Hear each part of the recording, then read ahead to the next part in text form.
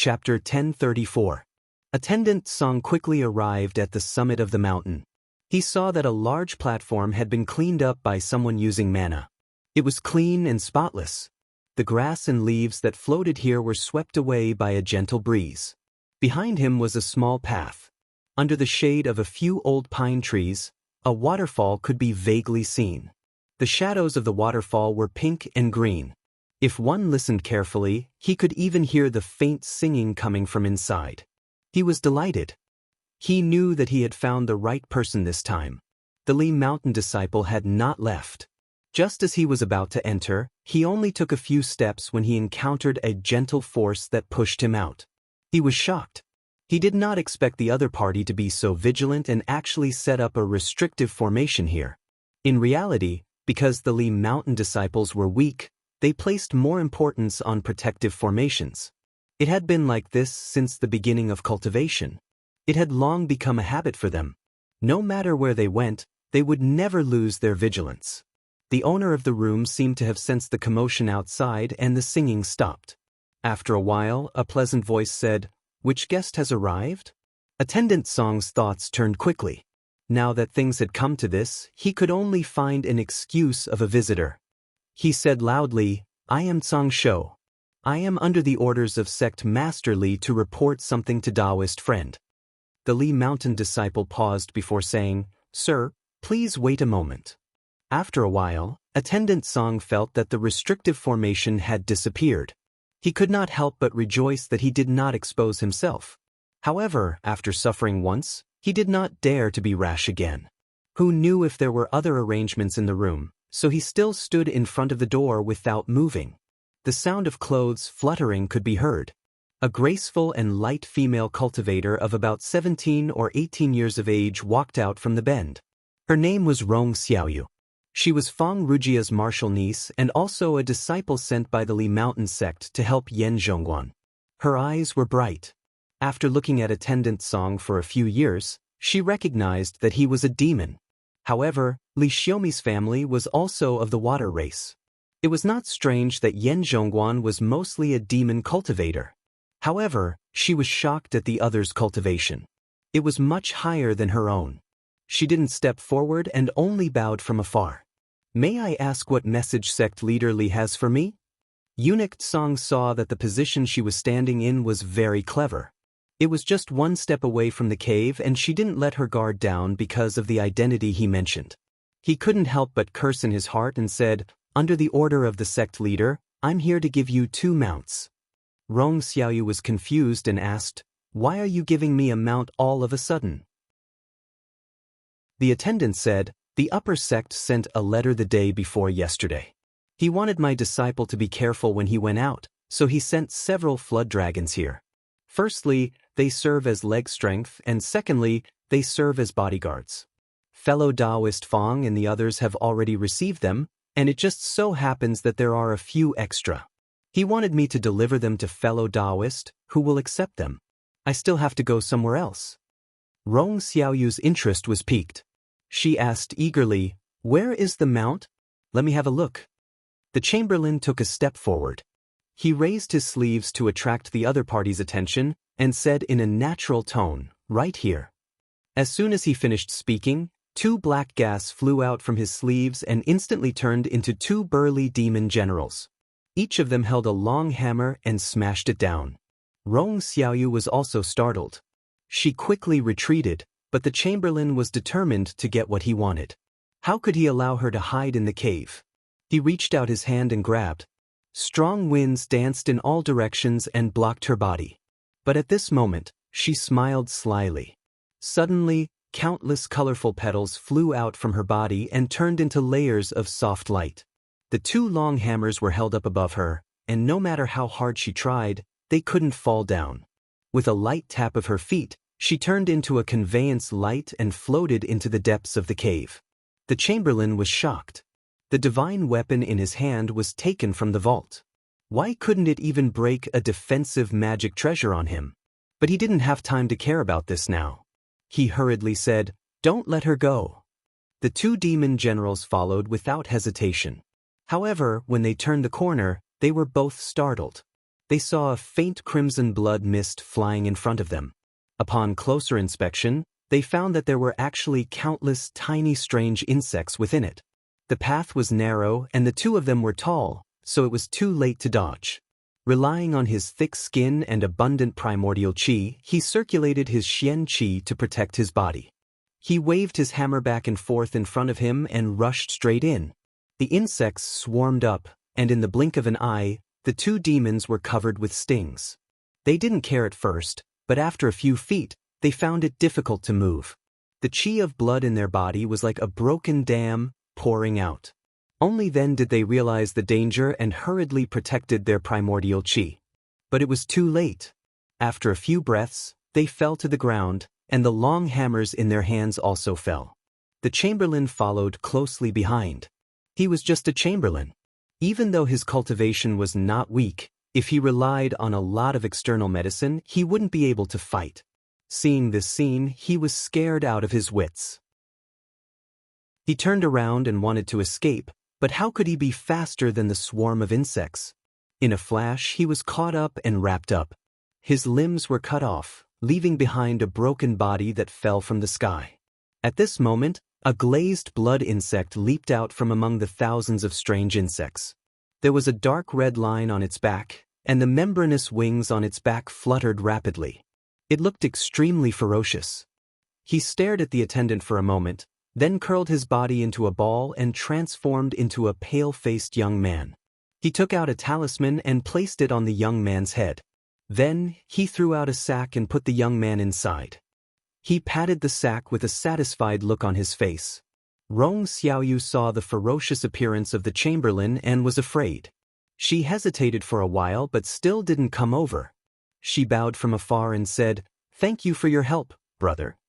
Zhang Chan snorted and waved at her. He glanced at the two long hammers on the ground and thought to himself, "It's a pity for these two. They are Jiao dragons in human form, which is rare in this world. However, it seems like they have never fought with anyone before. They are reckless and unintelligent. They only have brute force, but they don't know how to use it. However, this is a good thing for me. These two are already a great supplement. I wonder what the demon lord, Ji Wang, feels like?" Donglai Continent, Great Joy Dynasty, Dingbian County. At the foot of the thousandly drawing Bao Mountain, an army of more than 30,000 people was attacking a city from 3 sides. This city was built with the back of a mountain and was built with thick stones. The guards on the city walls were actually all monsters. Although they were ferocious, the soldiers who climbed up the ladders were not afraid of death, especially the few at the front. They were tall and strong and had the strength to subdue a lion and fight a tiger. Under their attack, the city wall was in danger and could fall at any time. At this moment, a demon eagle suddenly flew out of the city. With a flap of its wings, a strong gust of wind swept up and the soldiers near the city wall were all swept up into the sky. After flying one round, it actually swept up an empty space. Then, it retracted its wings and landed on the flagpole of the city wall. It turned into a white-robed man wearing a tall hat and a large robe. He looked at the army formation that was covered with flags below the city wall with a hint of disdain in his eyes. The commander of the army stared at the man with one hand tightly grasping the sword at his waist. His face was a little gloomy. A horse came from afar and a guard came down. He flipped down from the horse and half knelt on the ground. He panted and said, "General, the commander said that the demon general is powerful. My troops have suffered heavy losses and it will be difficult to attack the city again." The general frowned and went forward to discuss. He whispered in the ear, "General, it is already late and the soldiers are tired. Why don't we attack tomorrow?" The general thought for a while and nodded. He waved the flag behind him and the sound of the gong sounded. All the soldiers retreated like the tide. The white-clothed man transformed into an eagle again and hovered in the air. However, when he saw the hundreds and thousands of crossbows pointing towards the sky, the arrowheads glowing with a scarlet light, and the retreating army was also orderly, the white-clothed man did not dare to rush down. He let out a cry as if to demonstrate his power and flew back. The general snorted and said, "Since I followed His Majesty to conquer the demons 10 years ago, It has been a long time since I have seen such a powerful demon that can cultivate into a human form. The general said, I can go to the county and ask the Taoist priest from Xianguan to come here and subdue the demon. The general thought for a while and shook his head. I am afraid they will not be able to subdue the demon, unless, as he was speaking, he suddenly heard a commotion behind him. He was strict with his troops, and when he saw this scene, he could not help but be angry and said, Who is causing trouble in my army? A soldier excitedly rode over and said loudly, General, Taoist Master Yuan is here. Taoist Master Yuan? The general was startled and then remembered something. His face lit up and his body shook. He looked around and said, Quickly invite him in. Not long after, a young Taoist in his 20s came over. He wore a black Taoist robe and looked very serious. His eyes were cold and emotionless. When he came over, all the soldiers had respectful expressions on their faces. They opened up a path for him to pass through. The Taoist did not look around and came to the front of the general. He cupped his hands and said, General Li, His Majesty heard that Lianshi City has been attacked for a long time without success and specially ordered me to help. Therefore, I flew here in the middle of the night. I wonder if General needs my help? Although the general was a relative of the Li family, he did not dare to be rude to him. Not only was the other party a disciple of Shangda's celestial master, but he was also the son of the late Grand Military Officer Yuan. No matter which identity he had, he could not afford to offend him. Not to mention that he was carrying an imperial order. He hurriedly said, I dare not. Taoist master has come at the right time. There is an eagle demon on the city wall that is obstructing our army. Yuan Zhenqing took a few glances and suddenly a mysterious light appeared under his feet. He soared into the sky and flew straight to the stone city. When the soldiers behind saw that he actually flew into the sky, they were all excited. They raised their weapons and shouted loudly, their voices shaking the wilderness. When the man in white saw a ray of light coming over, his face immediately changed. He screamed and changed back to his original form. With a long roar, he rushed up. Yuan Jingqing didn't even bother to look at it. A flying shuttle suddenly flew out of his sleeve, and wherever it passed, it was cut into two. Then, the mysterious light behind him grew longer, and with a sweep, a cloud of rubble and dust flew into the air with a loud boom. When the dust dispersed, the soldiers finally saw clearly that the stone city had a gap of more than 10 feet long. The dozens of demons standing on it also disappeared without a trace. Seeing such power, General Li was also dumbfounded. He knew that this Taoist Master Yuan's mana was strong, but with such power, even if there were more than 10,000 soldiers here, they would not be a match. However, this was a good opportunity to attack the city. He calmed himself down, pulled out his sword and pointed it forward. He shouted, Soldiers, seize the city. Following his order, the flags swayed and the drums thundered. More than 10,000 soldiers behind him shouted and rushed in the direction of the city. Yuan Jingqing silently watched this scene. This was already the last demon city in Donglai continent. After dozens of expeditions, Li Chao had once again pacified the chaos of the demons. For the next few decades, there would be no more wars. At this point, it was time for him to leave this place and search for the next step of cultivation. R1292. Chapter 1035. On the coast of the East Sea in the Donghua continent, a beam of light came from the east and landed on the land, startling a large flock of birds. The fireworks-like light flashed for a moment before slowly dissipating. Yuan Jingqing walked out from within. So this is the Donghua continent? He looked around. Under the moonlight, the distant seawater glowed with silver light. The sound of the waves crashing could be heard clearly, and the silhouettes of many mountains could be seen in the distance. When he was in the Donglai continent, he obtained the xian seed left behind by Zhang Yan in the Qinghe monastery and used it to cultivate into the mystic light realm. Now, he was already at the 3rd level.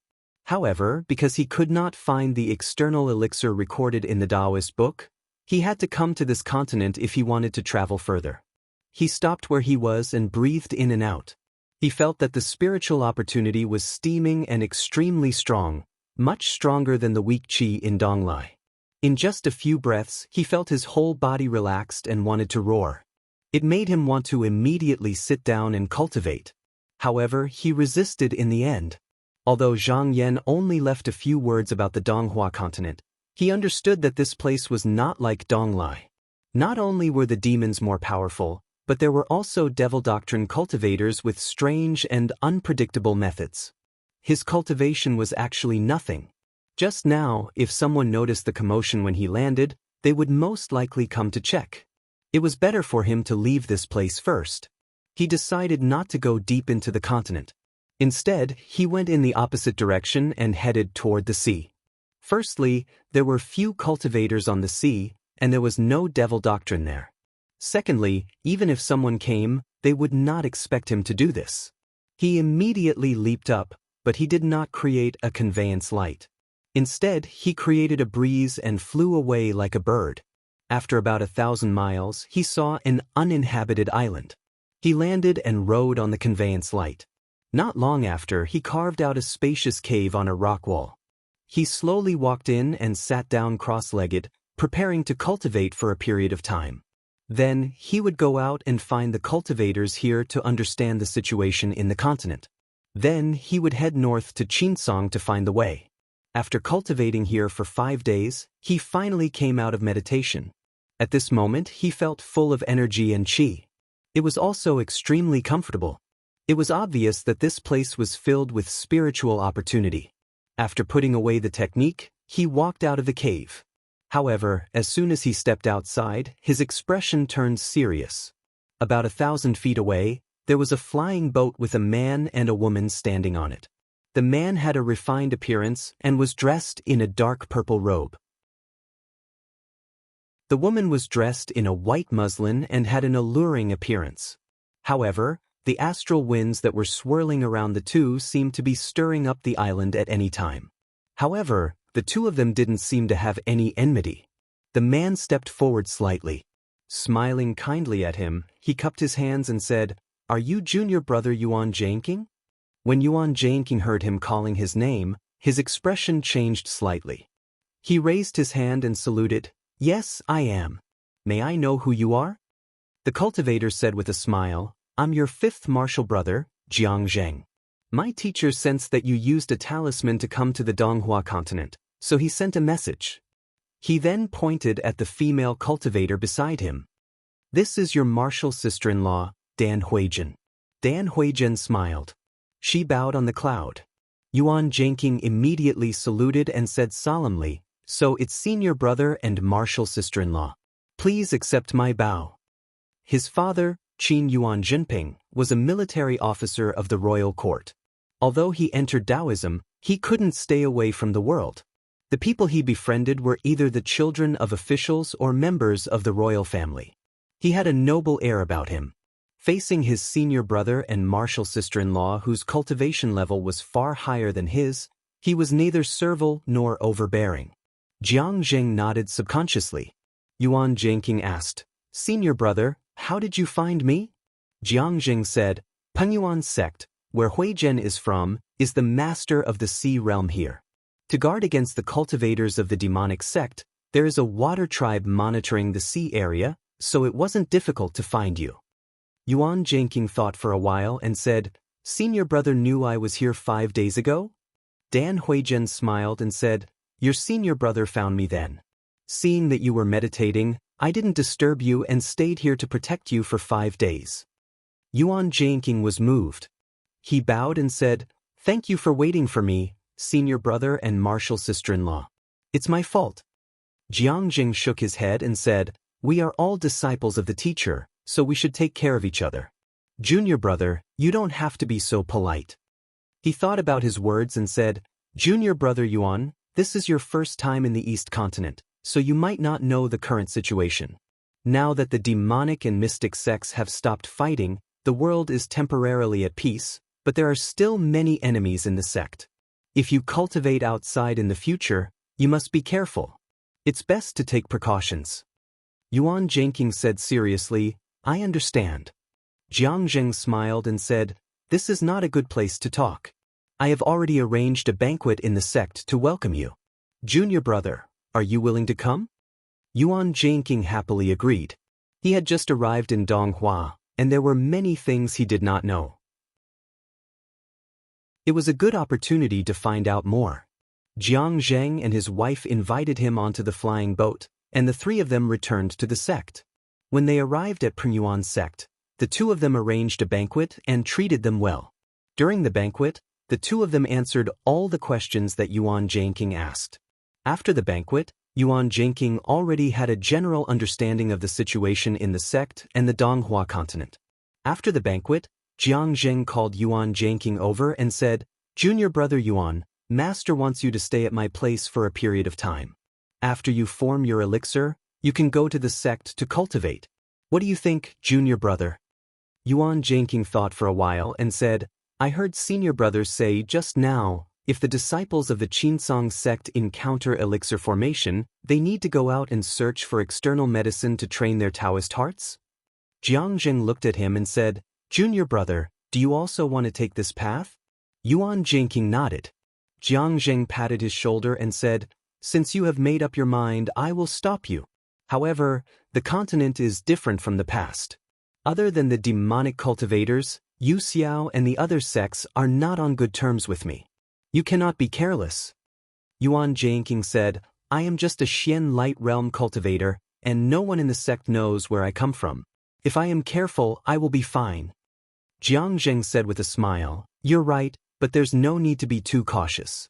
If you encounter a person that bullies the weak and you can't resist, you can speak of your origins. There aren't many people in the world that would dare make a move against the disciples of Master." When Yuan Jingqing heard this just now, it was not hard for him to imagine how powerful his master was, and he couldn't help but feel a little excited. Jiang Zheng said, "Since you are going to travel outside, you must have something to protect yourself. You can tell me what you need." Yuan Jingqing thought for a while and said, "May I ask senior brother if there is a furnace in Pringyuan sect?" Jiang Zheng said, "Of course there is." He took out a jade talisman and placed it in Yuan Jingqing's hand. He said, "If junior brother needs it, just use this talisman and someone will guide you to this place. As for the materials you need, just tell them and someone will prepare them for you." Yuan Jingqing thanked him and took it. He cultivated the Primal Day Divine Cave Spirit Scripture, of the 5 techniques and 3 scriptures.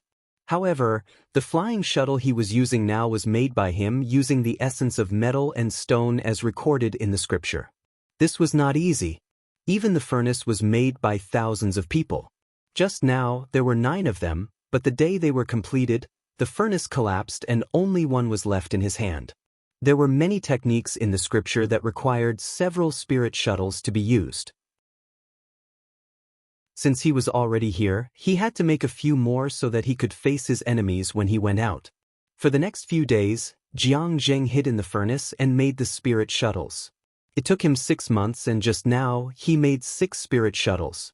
He focused on seeking Tao, and when the treasure was completed, he went to Jiang Zheng and his wife to bid farewell.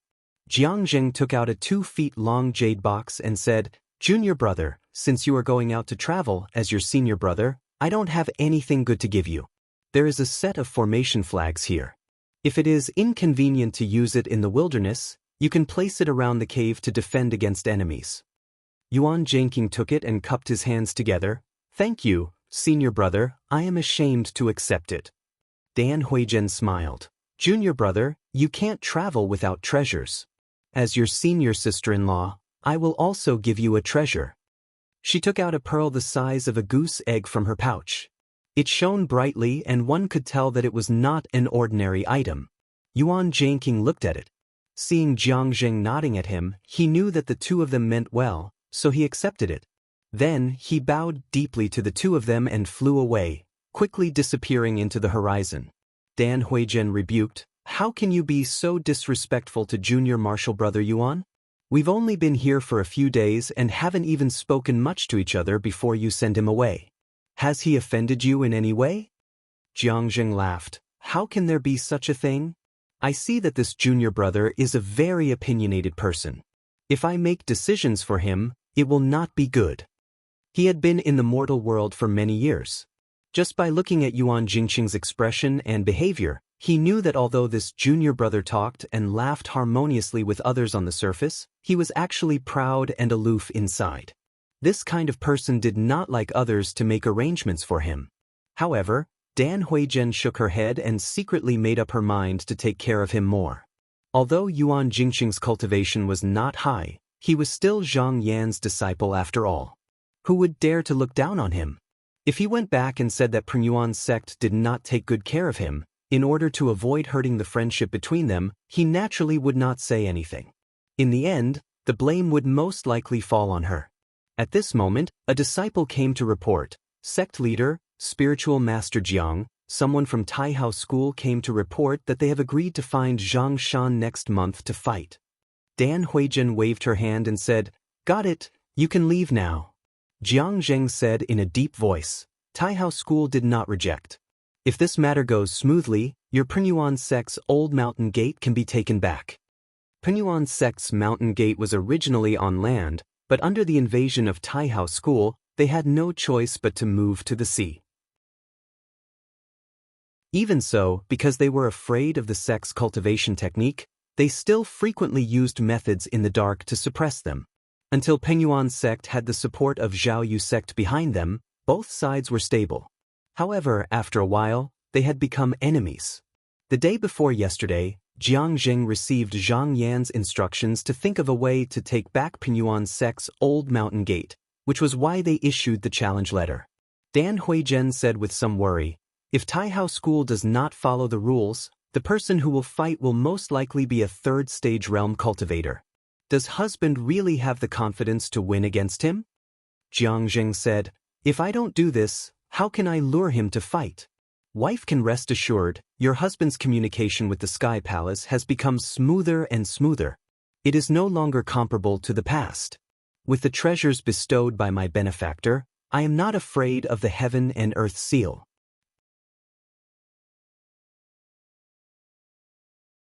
Chapter 1036.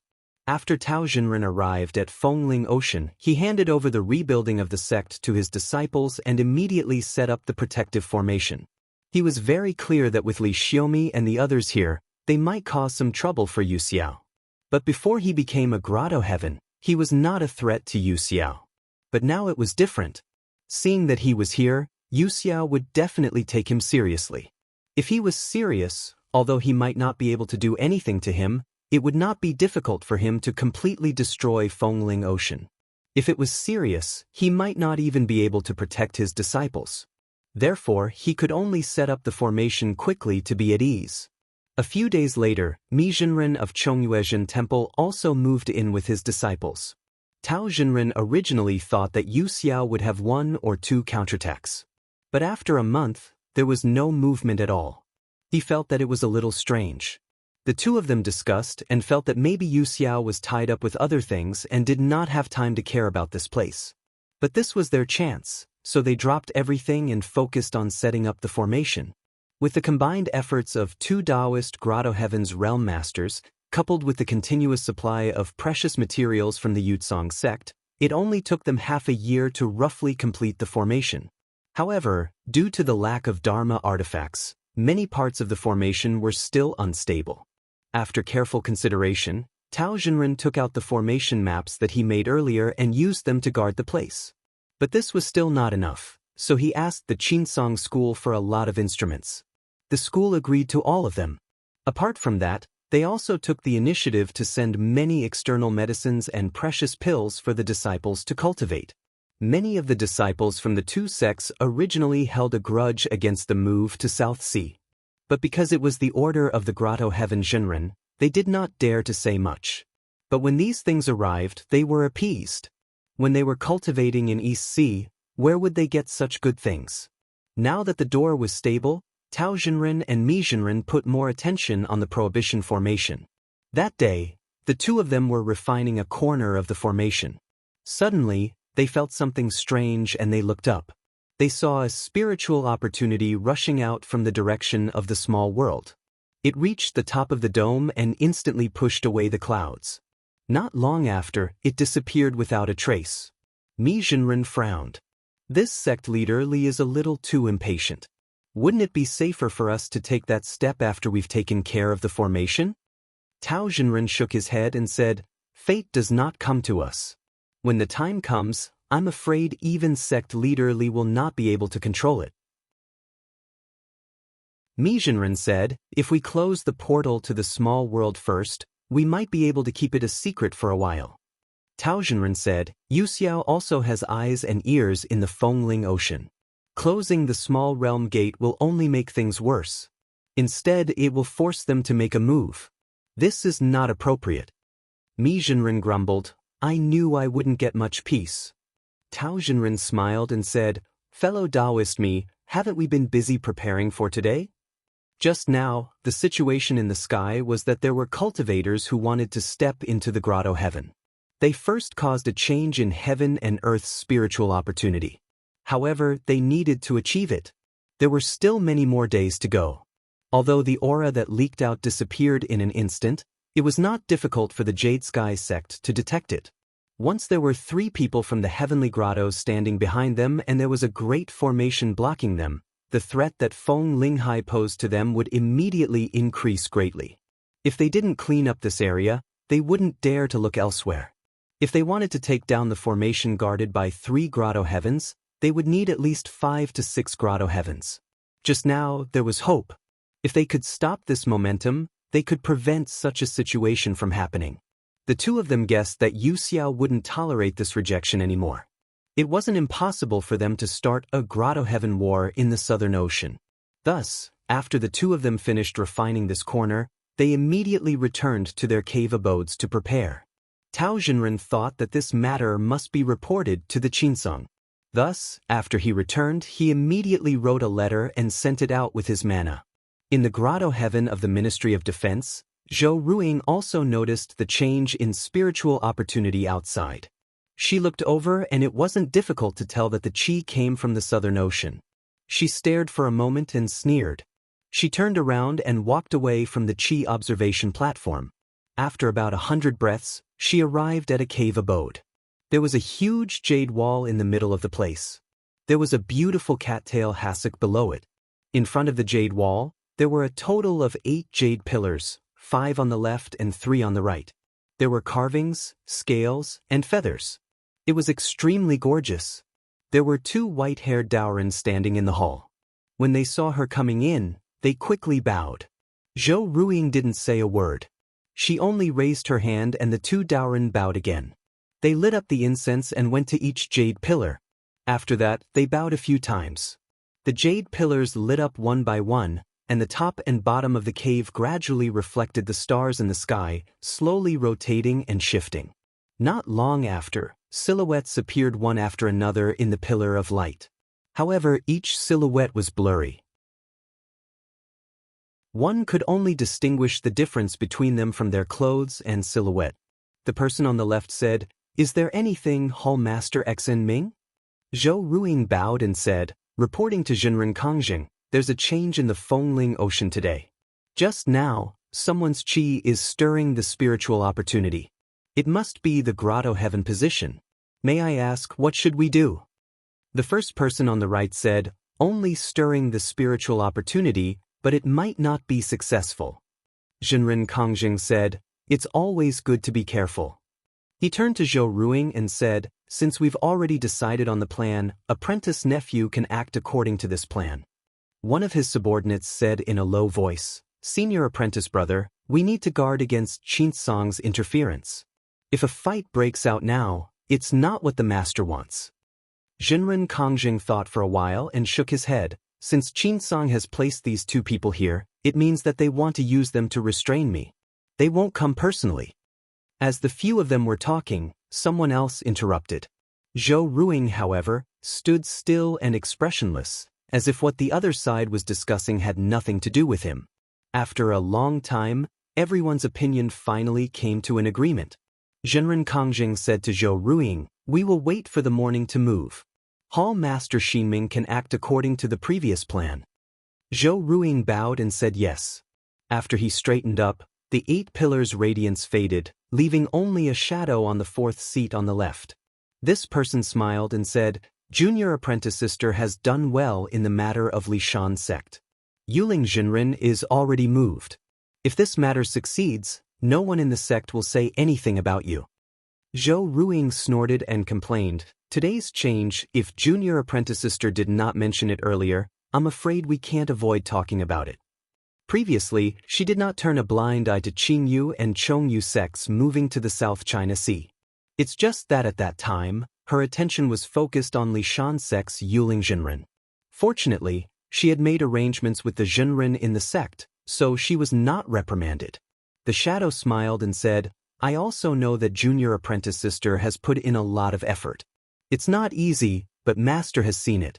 In the future, when the situation is settled, I don't think you can escape a part of the credit. When Zhou Ruiying heard this, her eyes lit up. She said, Mingchen will act. Junior apprentice sister still needs to go and make arrangements. I won't talk much with senior apprentice brother. The shadow nodded and said, Junior apprentice sister can go. Zhou Ruiying bowed and left the cave. The pillar's radiance behind her also dimmed until it disappeared. In the blink of an eye, the night passed. On the Fengling Ocean, dawn broke and Korea dyed the horizon. Suddenly, a gust of clear air blew over. It looked weak, but when the strong winds came into contact with this air, they dispersed immediately.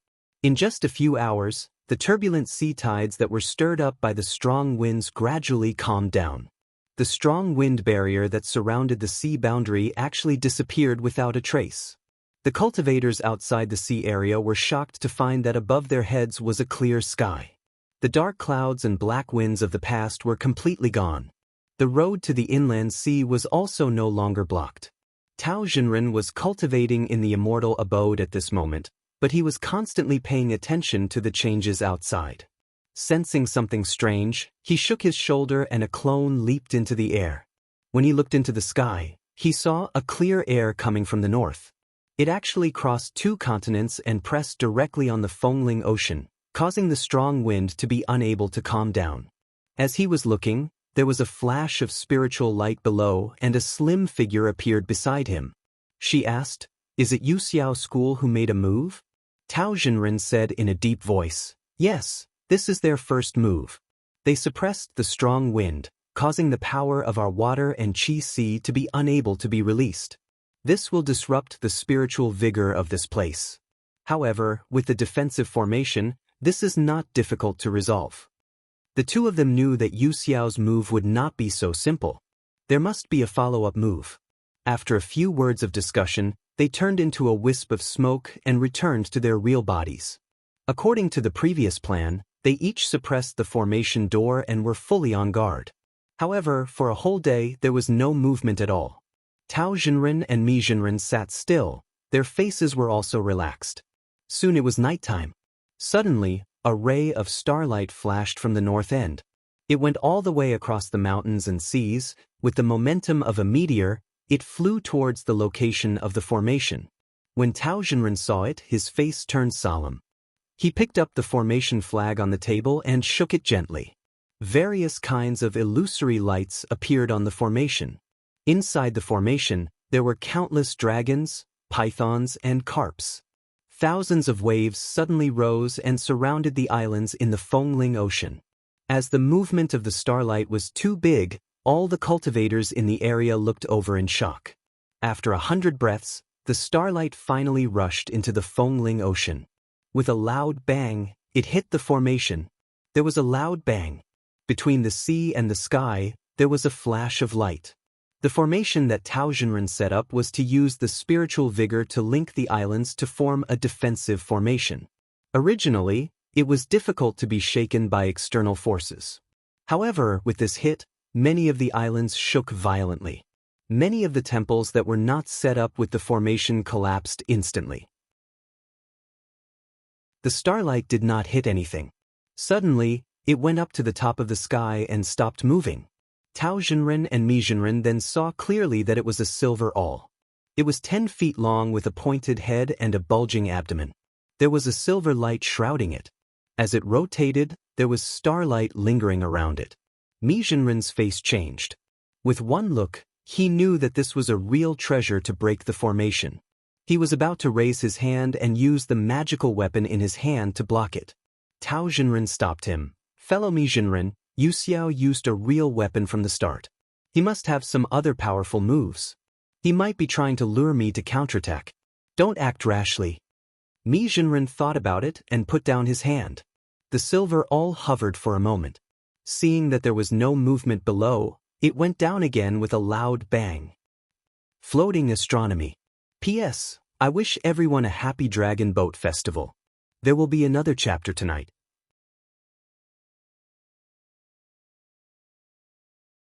Chapter 1037.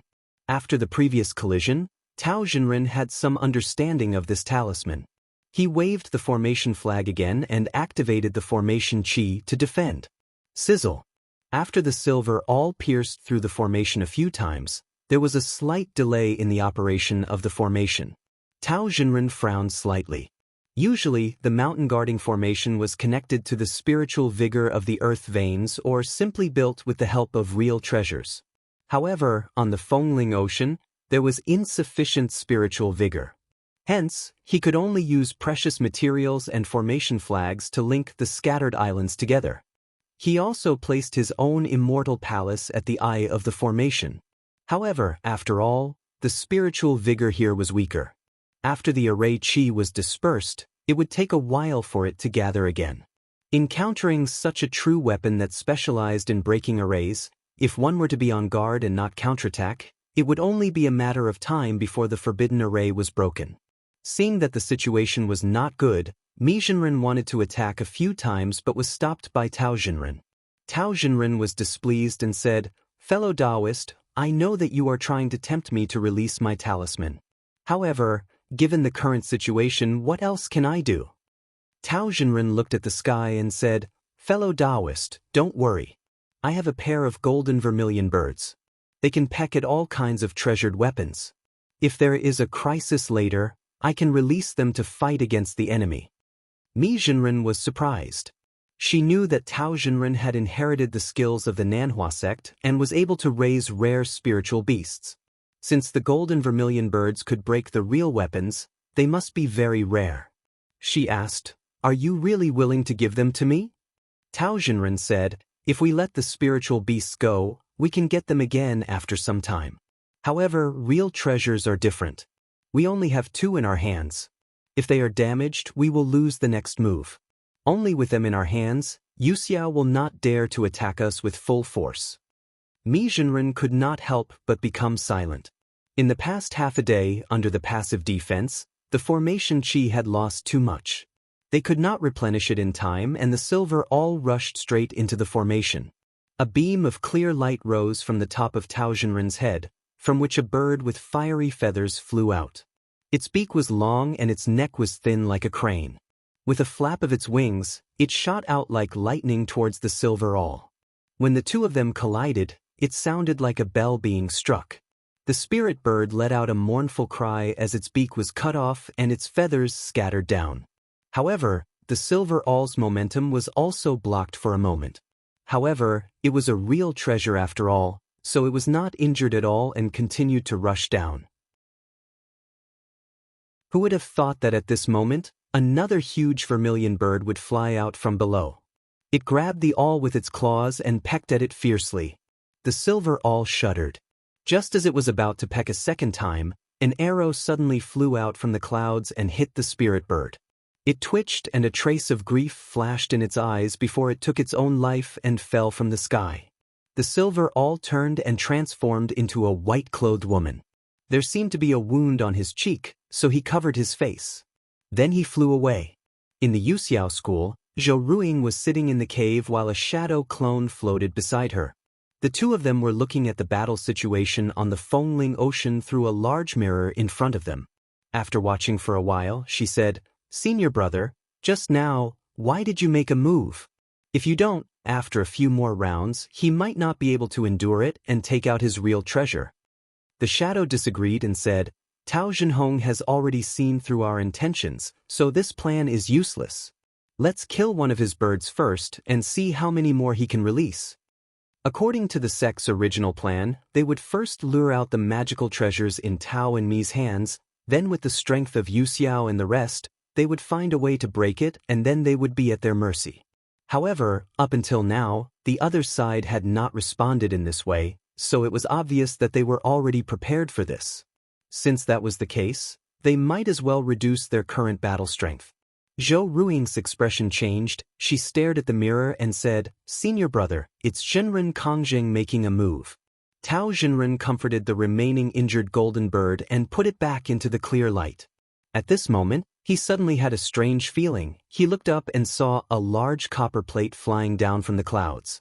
There was a hole in the middle. It was extremely thick and heavy. As it spun, it revealed the Xian diagram, star constellation, and Yanwei lines. However, at this time, the formation had already closed up. It could be considered that they had survived the first round. If the other side wanted to open up the situation, they would have to start all over again. As soon as he thought of this, his expression turned cold. He saw that beside the copper plate in the clouds, 2 more magical treasures appeared. On the left was an iron feather flying fan. Each feather was like a blade. With a wave of the wind, a few of them flew along with the air, making a shwa shwa sound. On the right was a golden leaf banana. A drop of clear dew was stuck on the leaf, rolling here and there, as if it could drop at any time. Mi Zhenren's voice was heard, "Fellow Taoist Tao, I'm afraid it won't be easy to deal with." Tao Zhenren understood what she meant. There were only 2 of them. Yu Xiao School had the advantage in numbers. If they were to take turns to attack, it would be difficult to deal with them. Just like the silver all just now, it looked like it was injured, but in reality, it could be back after being refined for a couple of days, and at that time, they would no longer have the golden bird to defend them.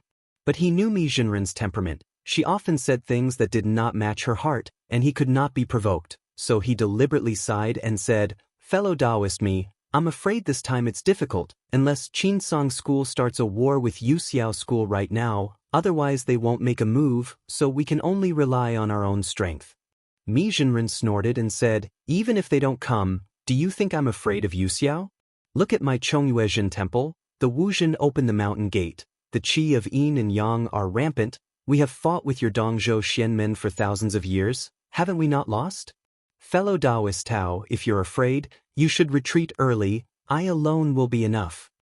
Tao Zhenren smiled and did not reply. Just like what he said, Qinsong School may not send people to help, but they would not sit and watch. As long as they held on, they would most likely lend a hand. In the 9th heaven, Zhang Yan was sitting in the green sky hall. He was also watching the movement above the South China Sea.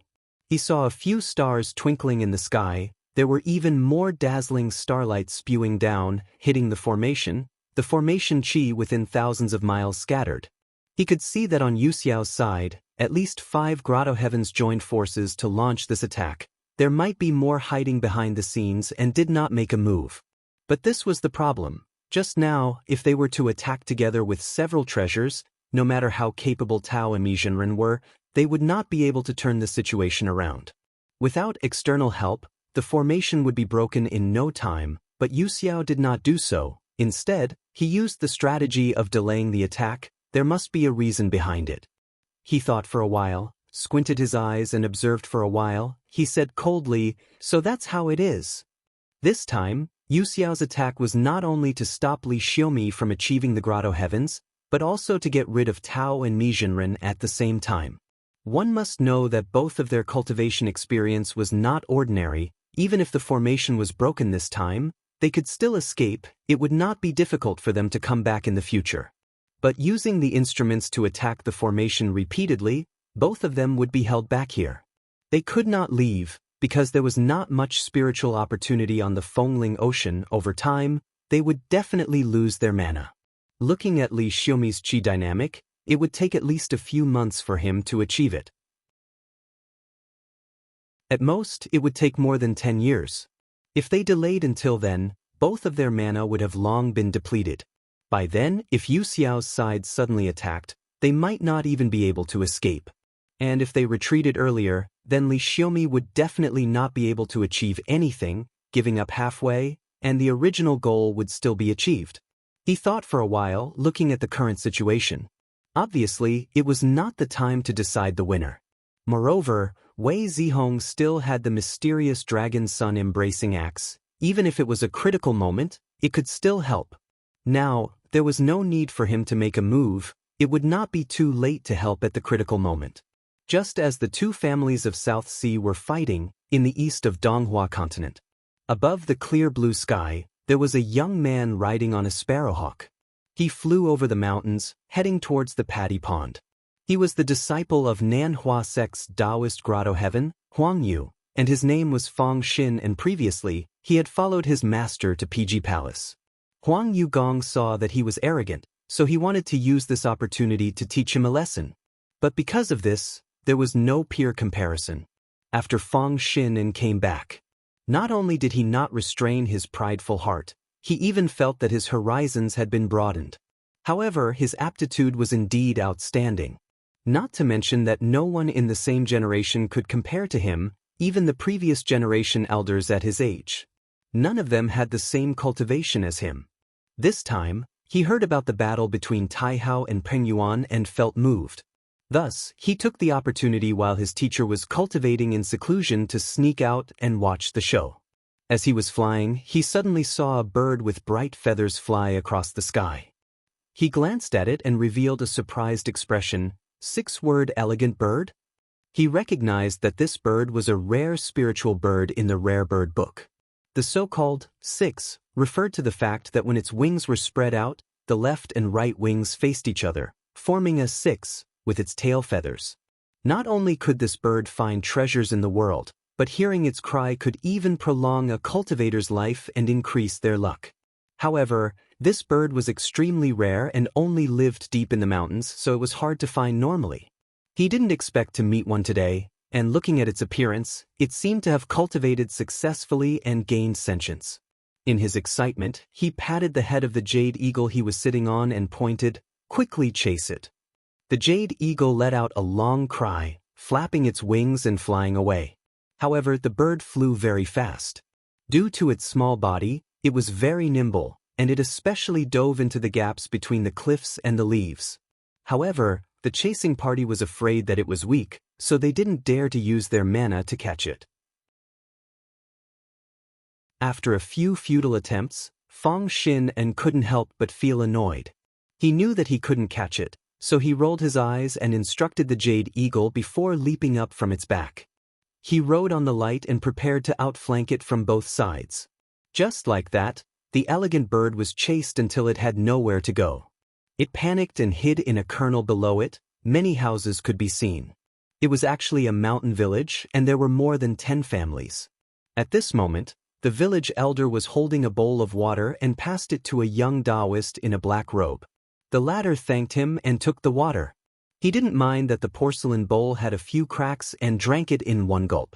Then he returned the bowl with both hands and said, "Thank you, sir." The village elder hurriedly said, "It's all right, it's all right. A bowl of water is nothing. We still have to thank Taoist priest Yuan for not expelling the poisonous bug for us." Yuan Zhangqing said, "I came to the mountain because I heard that there was a celestial Ganoderma here, so I came to look for it. Expelling the poisonous bug was just something I did in passing. There's no need for you to thank me." When the village elder heard this, he couldn't help but reveal a look of reminiscence. He frowned and said, "The celestial Ganoderma that Taoist priest mentioned, I seem to have heard of it before." Yuan Zhangqing was a little surprised. He cupped his hands and said, "If you know, please don't hesitate to tell me." The village elder thought hard for a while, then suddenly slapped his thigh and said excitedly, "That's right, my grandpa once said that when he was young he followed an uncle into the mountains to pick herbs. He once saw the celestial Ganoderma. It's right there, right there." Before he could say where the Ganoderma was, a cry of surprise came from behind him. A bird flew over. A villager couldn't dodge in time and was brushed by it. He screamed and lost half his arm. Yuan Jingqing's eyes sharpened. A demonic bird? He made a hand sign and the magic sword at his waist suddenly flew out and slashed in the air. A spray of blood spurted out and the bird fell to the ground. Then he waved his hand and put the sword back. At this moment, a sudden cry came from the sky. The villagers looked up and saw a young man standing in midair on a brilliant light. His face was full of shock and anger. They hurriedly knelt down and called him Celestial Master. The young man pointed at the corpse of the bird and said angrily, "How could you kill it?" Yuan Zhangqing glanced at him and held the sword horizontally in front of his chest. He put 2 fingers on the ridge of the sword and slowly wiped away the blood on it. He said coldly, "This kind of demonic bird that can harm people, I killed it. Why can't I?"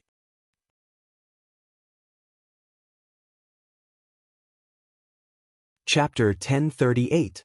Fang Xin and had long regarded the bird as his own. He was about to catch up to it, but it was killed by someone else. He couldn't help but feel heartache and pity. Now that he was stabbed by Yuan Jingqing's words, he was even more furious. However, the other party's cultivation level was similar to his, but the sparrowhawk wasn't by his side. He knew this wasn't the time to flare up, so he snorted and held it in. Yuan Zhangqing didn't care about him at all. He flicked a pill to the side of the one-armed villager and said, "Consume it and it will save your life."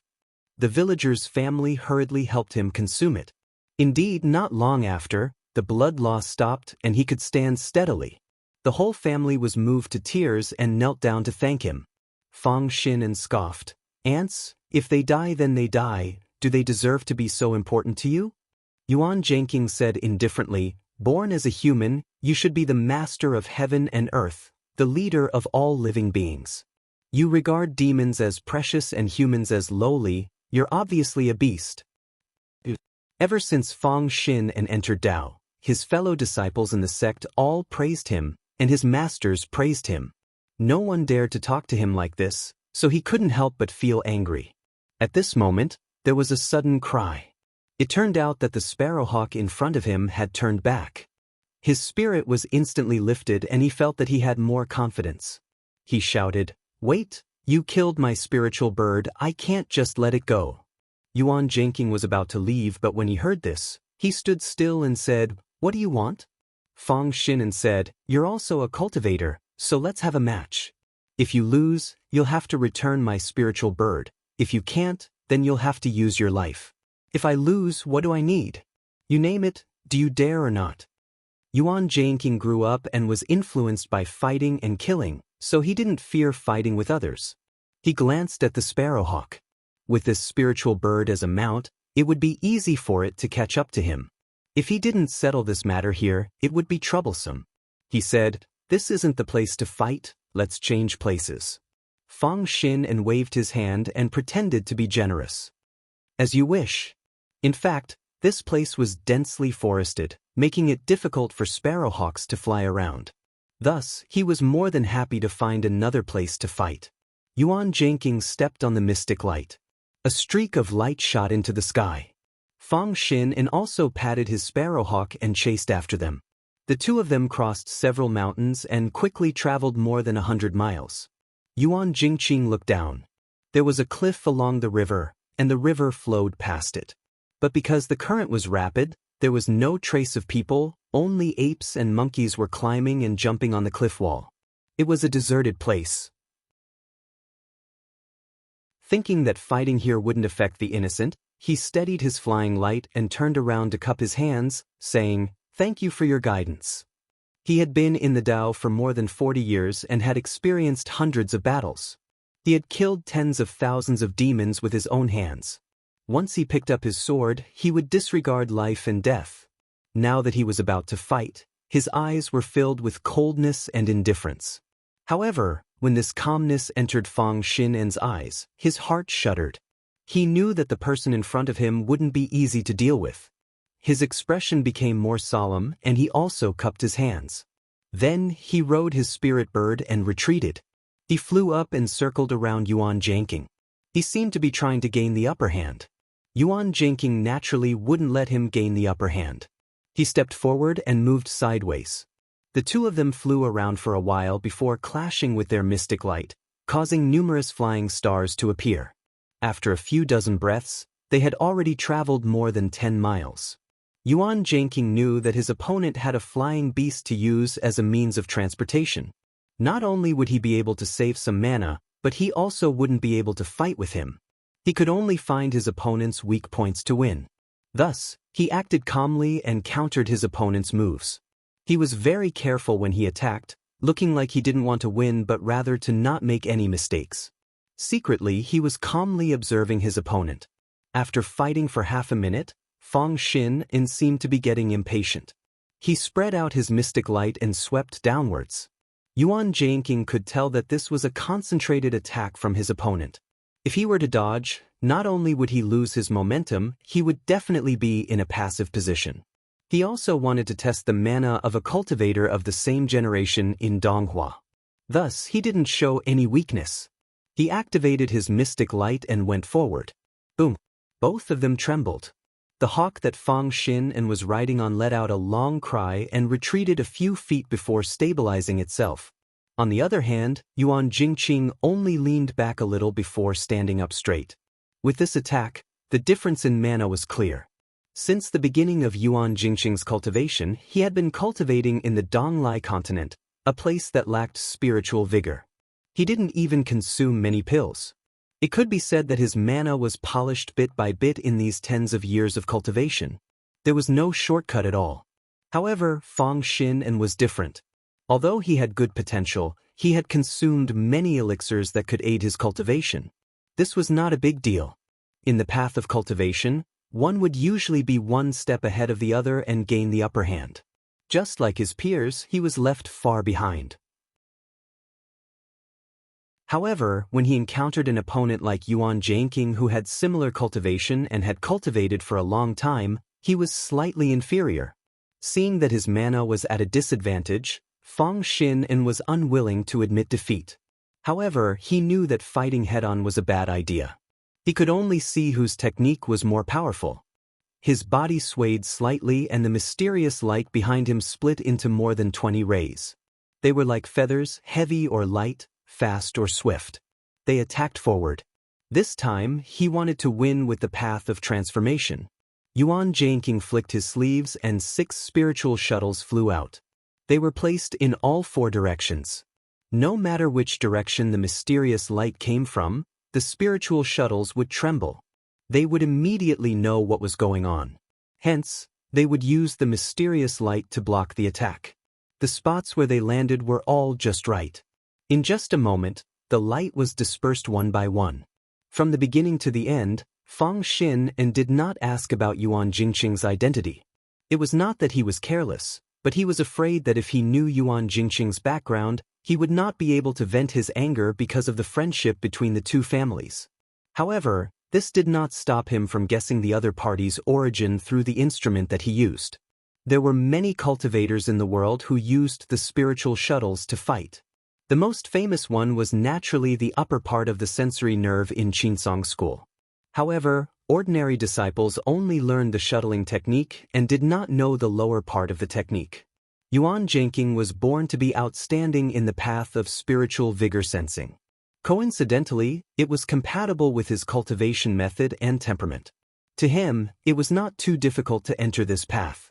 Hence, the way he used it was different from others. Hence, when Fang Xin saw this, he felt that this was not the method of the disciples of the 16 sections. He thought that this person was from some rogue cultivator. Perhaps he was someone who had cultivated for hundreds of years but was still stuck in this state. It was not surprising that such a person's mana was higher. Hence, he became much more courageous and continued to split the mysterious light to attack. However, no matter how he used the method of changing between real and fake, the other party always knew in advance. He looked at the moves that had always been successful against his own sect members. However, it did not have any effect at all. This really made him depressed.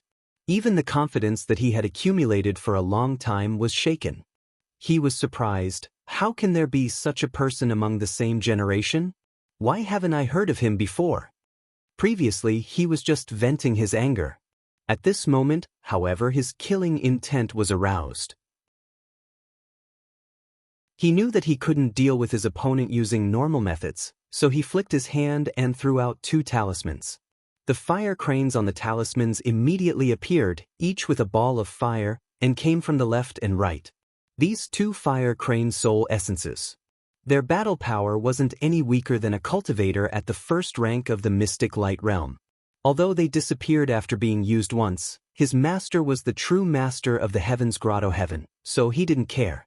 Yuan Zhangqing judged in an instant.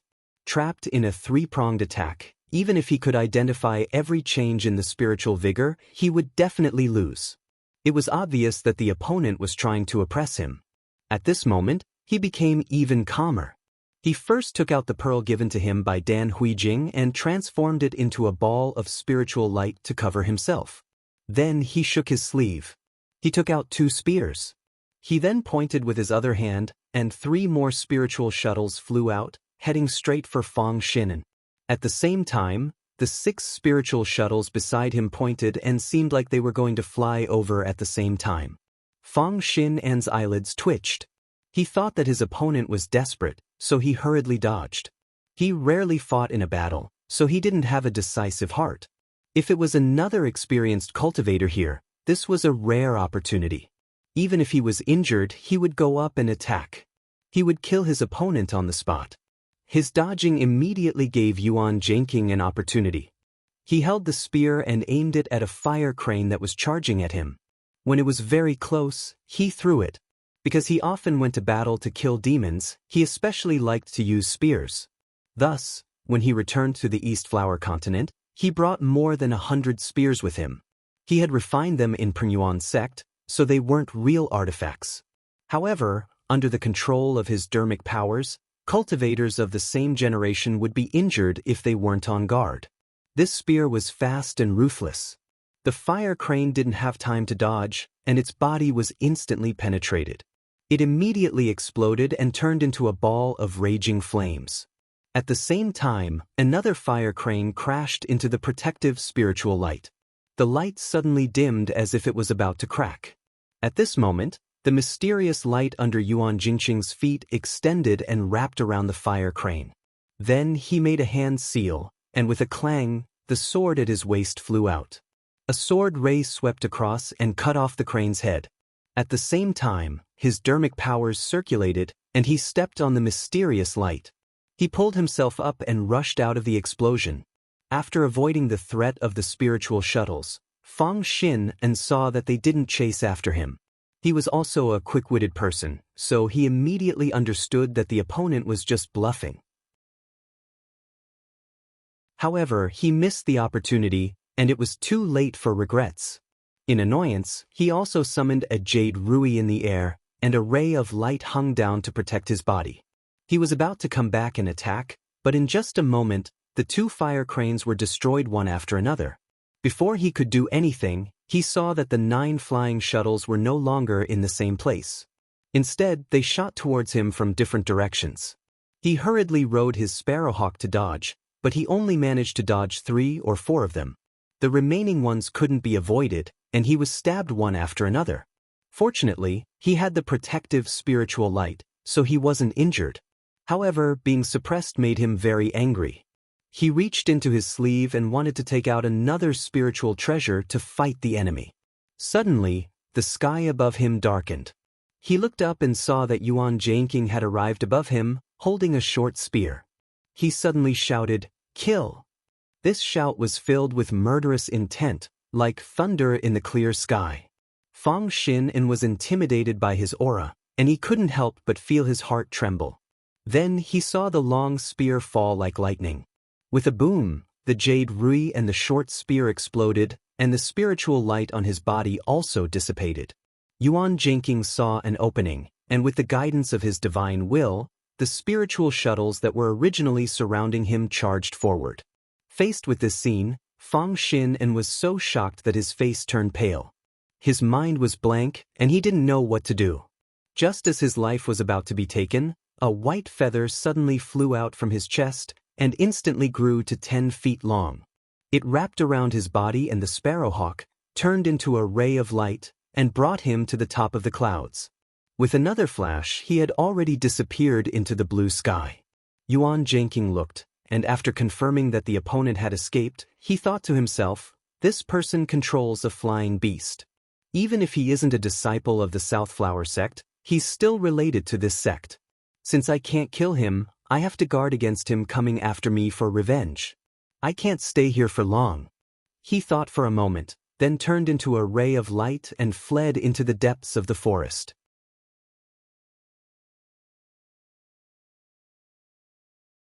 Chapter 1039. Above the South Sea, between the sky and the sea, the wind and waves rolled, the sound of talismans and formation chi clashing could be heard. Tao and Mizhenren guarded their spiritual vigor, but because the formation-breaking treasures were rare in the world, they were not as pressured as before. Whenever there was a gap in the formation chi, they would immediately go up to make up for it and were able to handle it. However, they did not stop for a moment and did not have the chance to cultivate. Even if they had the Dan Jade, they did not have the chance to take it out. They knew that if this continued, they would not be able to hold on for long. After fighting for 4 to 6 hours, Jinrenmi suddenly saw a dangerous situation in the corner. He snorted coldly, and a clear light rose from his back. With a crackling sound, like thunder and lightning, 2 streams of chi, one black and one white, flew out of the formation, then slashed down from the sky. The treasures in the sky all had spirituality and sensed the danger. They all dodged at the same time, allowing the 2 chi dynamics to fly along the sea. This was the Yin-Yang Liuan flying knife that Chongyuezhen Temple and Donghua mystic sect had been fighting for thousands of years. Now that Jinrenmi, Jinren Dongtian, was using it, its power was extremely great. It actually split the seawater with one knife and split the heaven and earth. It rumbled out of Fenglinghai and headed straight for the South Cliff continent. If there was no one to stop it, just by looking at its momentum, it would not be difficult for it to split the continent and destroy the mountains, rivers, and earth veins. The South Cliff continent was the place where Yu Xiao's spiritual vigor gathered. Naturally, it would not allow others to destroy it.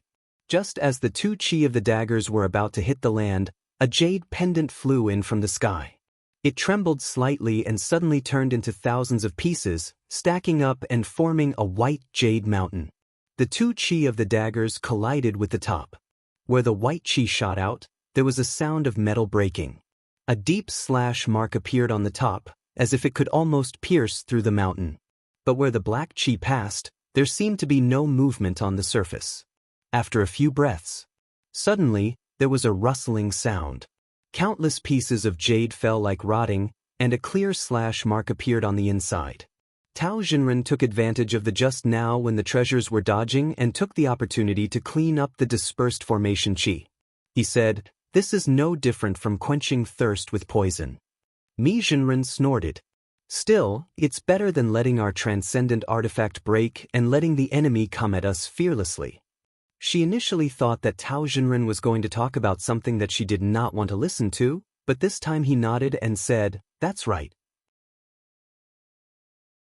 Looking at the situation, Yu Xiao has already made up his mind to fight for a result.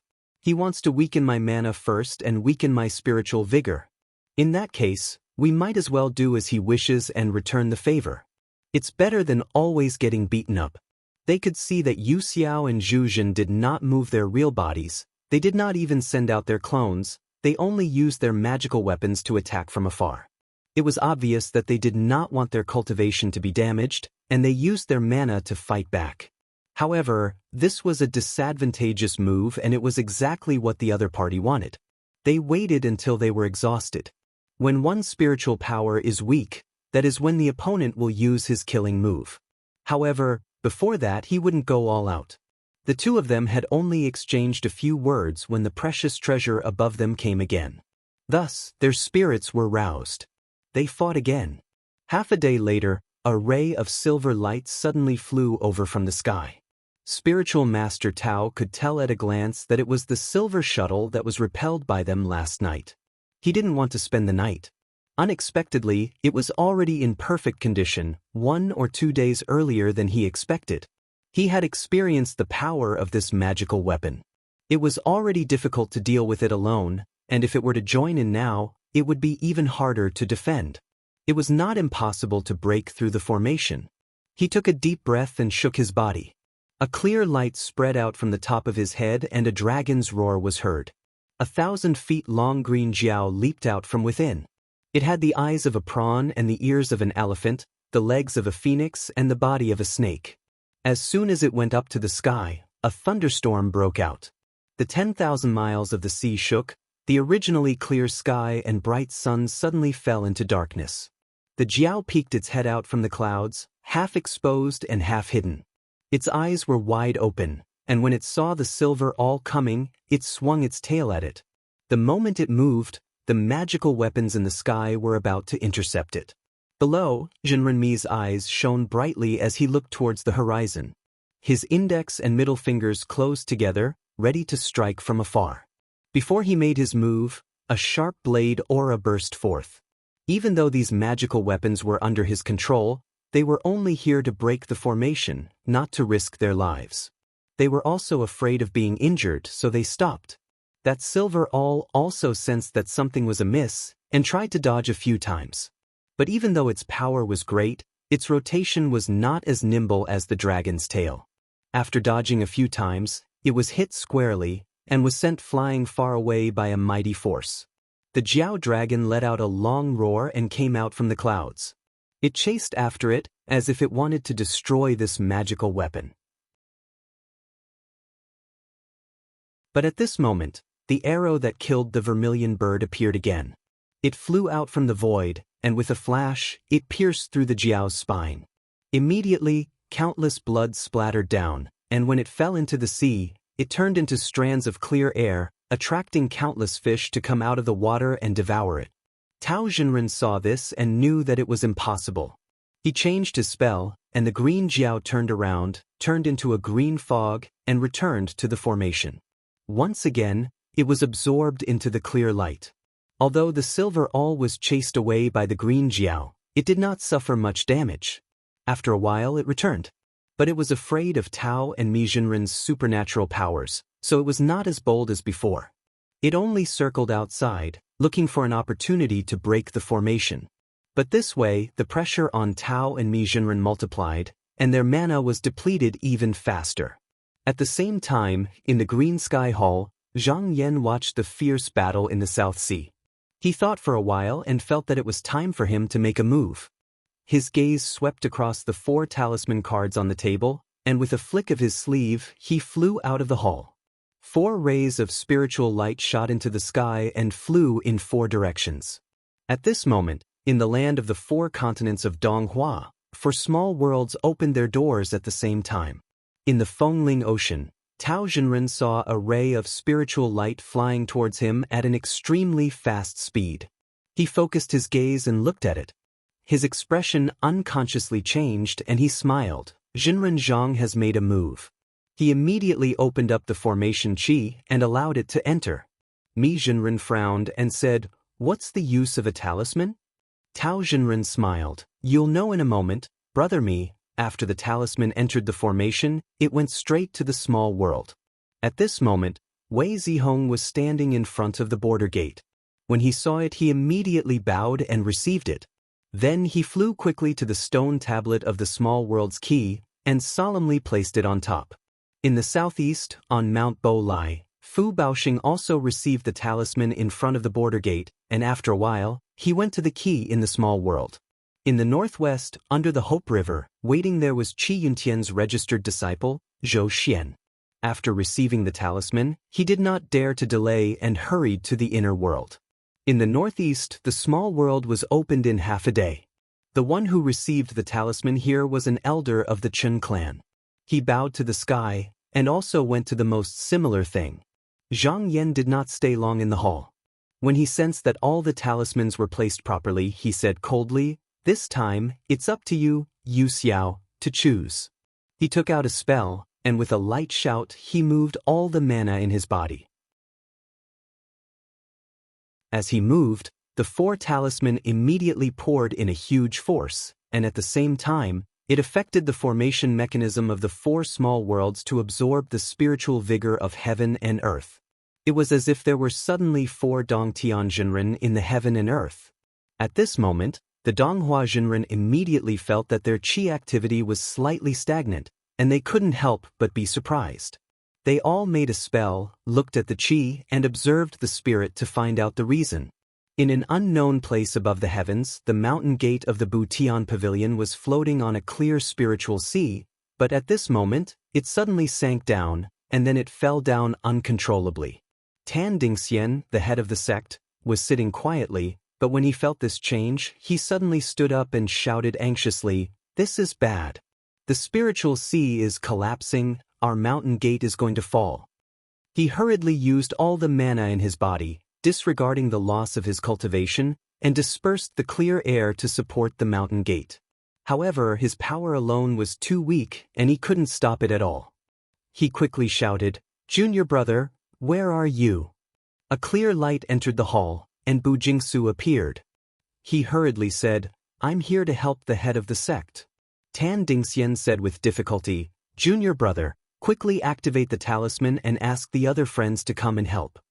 Bu Jingsu knew that this was a moment of life and death, so he didn't dare to delay. He waved his hand and summoned the jade talisman in front of the head of the sect into his hand. He engraved a strand of divine will into it, and then he scattered it to the friendly sections. After finishing this, he quickly sat down, and the clear air on top of his head was like steam. He also wanted to stabilize the situation, but this could only slow it down a little, and it couldn't stop the mountain gate from falling. At this rate, it would fall into the sea in less than 3/4 of an hour. Bu Jingsu said with difficulty, "Head of the sect, the two of yous can't hold on for much longer." Tan Dingxian sighed and said, "It's a pity that our sect has countless magical treasures, but none of them can support the mountain gate. We can only hope that the friends from the other sects will come and help us." It wasn't that the heaven-mending pavilion didn't have this kind of magical treasure, but the original intention of the great sage who built the heaven-mending pavilion was for it to float above the clear air of the 9 continents, so that it could monitor the changes of spiritual opportunities. In order to prevent the younger generation from neglecting their duties, the first generation of the sect master set a rule that the disciples of the pavilion were not allowed to use magical treasures to support the mountain gate. Taihao School, Mount Duguang. Under the big immortal tree, the sect master Shang Shooting was sitting in the shade. Just now, he had already received the heaven-mending pavilion's distress signal, but he was stroking his beard in silence. After a long time, he shook his head and put it aside. It wasn't that he didn't want to help his friends, but this big immortal tree was used to suppress the eye of the great formation that protected the mountain. Pulling one strand would affect the whole thing. The 4 spirit leaves on the tree were already connected to the formation, so how could they be taken down so easily? He needed to first calculate the spiritual opportunities and slowly pull them out to remove them. Only then would it not harm the foundation. If he really wanted to take them down, even if it went smoothly, it would still take 60 years. Only half a year had passed, so how could he have enough time? Naturally, if he didn't care about the great formation and the divine tree, he could take them down immediately, or he could personally go over and support the mountain gate with them. However, doing so would cost him a lot of energy. As the sect master, how could he be willing to sacrifice his own benefits for the heaven-mending pavilion? At this time, a child came over and said, "Sect master, spiritual master Shi is asking for an audience." Shang Shooting said, "Bring him over." Not long after, spiritual master Shi walked over. After greeting him, he said, "Sect master, disciple just now received a letter from Southern Flower Sect's friend Huang. He said that the heaven-mending pavilion wanted to ask for the spirit peng to support the mountain, but it was tactfully refused." Shang Shooting shook his head and said, "That spirit peng is the Southern Flower Sect's guardian spirit bird, so how could it be given away? This is within our expectations." Spiritual Master Shi probed, "Are we just going to sit and watch as the heaven-mending pavilion falls?" Shang Shooting's expression was indifferent, but his eyes flashed with light. He said, "If we don't make a move, it doesn't mean that other sects won't. Right now, the only one who can save heaven-mending is the Yuxiao school. Let's see how they handle this." Floating astronomy.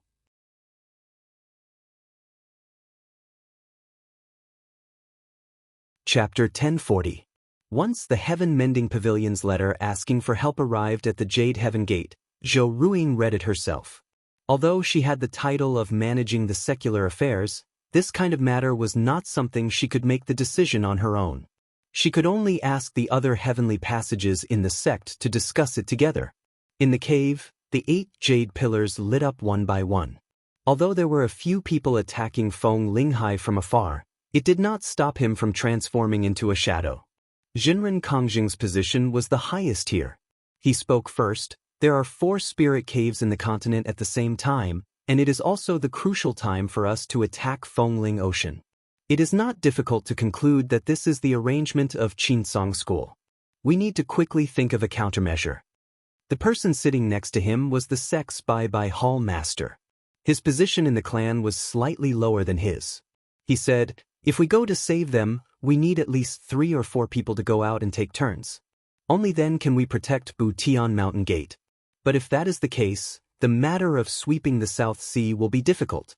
Senior, do you want to stop attacking and come back?" Before Jinren Kongjing could speak, the 3rd Upper Origin Hall Master said loudly, "Absolutely not. We have been planning for the South Sea matter for a long time. Now that we have made our move, we must resolve this matter. If we return without accomplishing anything, how can we, Yuxiao sect, keep our face?" Once he said this, most of the people present agreed. If it was a normal sect attacking Fengling Ocean and could not take it down this time, they could naturally look for another opportunity. However, Yuxiao School was one of the 3 great mysterious sections. Although their opponents were also 2 heavenly passage spiritual masters, the difference between them was too great. This time, several people attacked at the same time. If they could not take it down in one attack, the sect's prestige would be greatly damaged. In the future, it would not be easy to gain the trust of their allies. It must be known that doing the same thing might be very easy. But if they did not have prestige, they would need 10 times or even 100 times the strength to push it forward. Moreover, a great disaster was coming. This was not something they wanted to see. Zhou Ruing asked, "Then, is Butian Pavilion not going to save them?" To the right was where the Wu clan's Grotto Heaven's spiritual master was. The leader, old Wu Riyang, immediately disagreed. "We can't do that. If we sit back and watch Butian suffer, we will lose the trust of our allies. Who will believe us in the future?" Jinren Kongjing said, "What spiritual master Wu said is correct. The heaven-mending pavilion must be saved." Hall Master Bai said, "I don't know where Qinsong School found those small desolate worlds. Although it can absorb a large amount of spiritual opportunity, there must be a limit.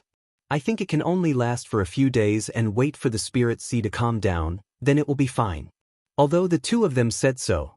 However, there was no response from below. No matter what, in order to save Mending Tian, he needed to circulate the clear qi to support him. Even if it was only for a few short days, it would be a great loss to their cultivation. They were not even willing to fight in their own backyard, let alone send reinforcements. At this time, the 4th person on the Zhou clan side opened his mouth and said, "Marshal Nephew has a plan. Perhaps there is no need for all of you to step forward and we can still resolve this difficult situation. It just depends on whether the sect is willing or not." Jinren Kongjing said, "If Hall Master Su Heng has a brilliant plan, please say it and let all of us here study it together." Hall Master Su Heng bowed. He said, "Mending Tian and Falling Mountain is nothing more than the Qinsong School swallowing the spiritual opportunity of the small worlds, causing the clear qi of heaven and earth to be insufficient. Why don't I start from the root and destroy a few small worlds in the sect to make up for the deficit?" Everyone present had this thought in their minds.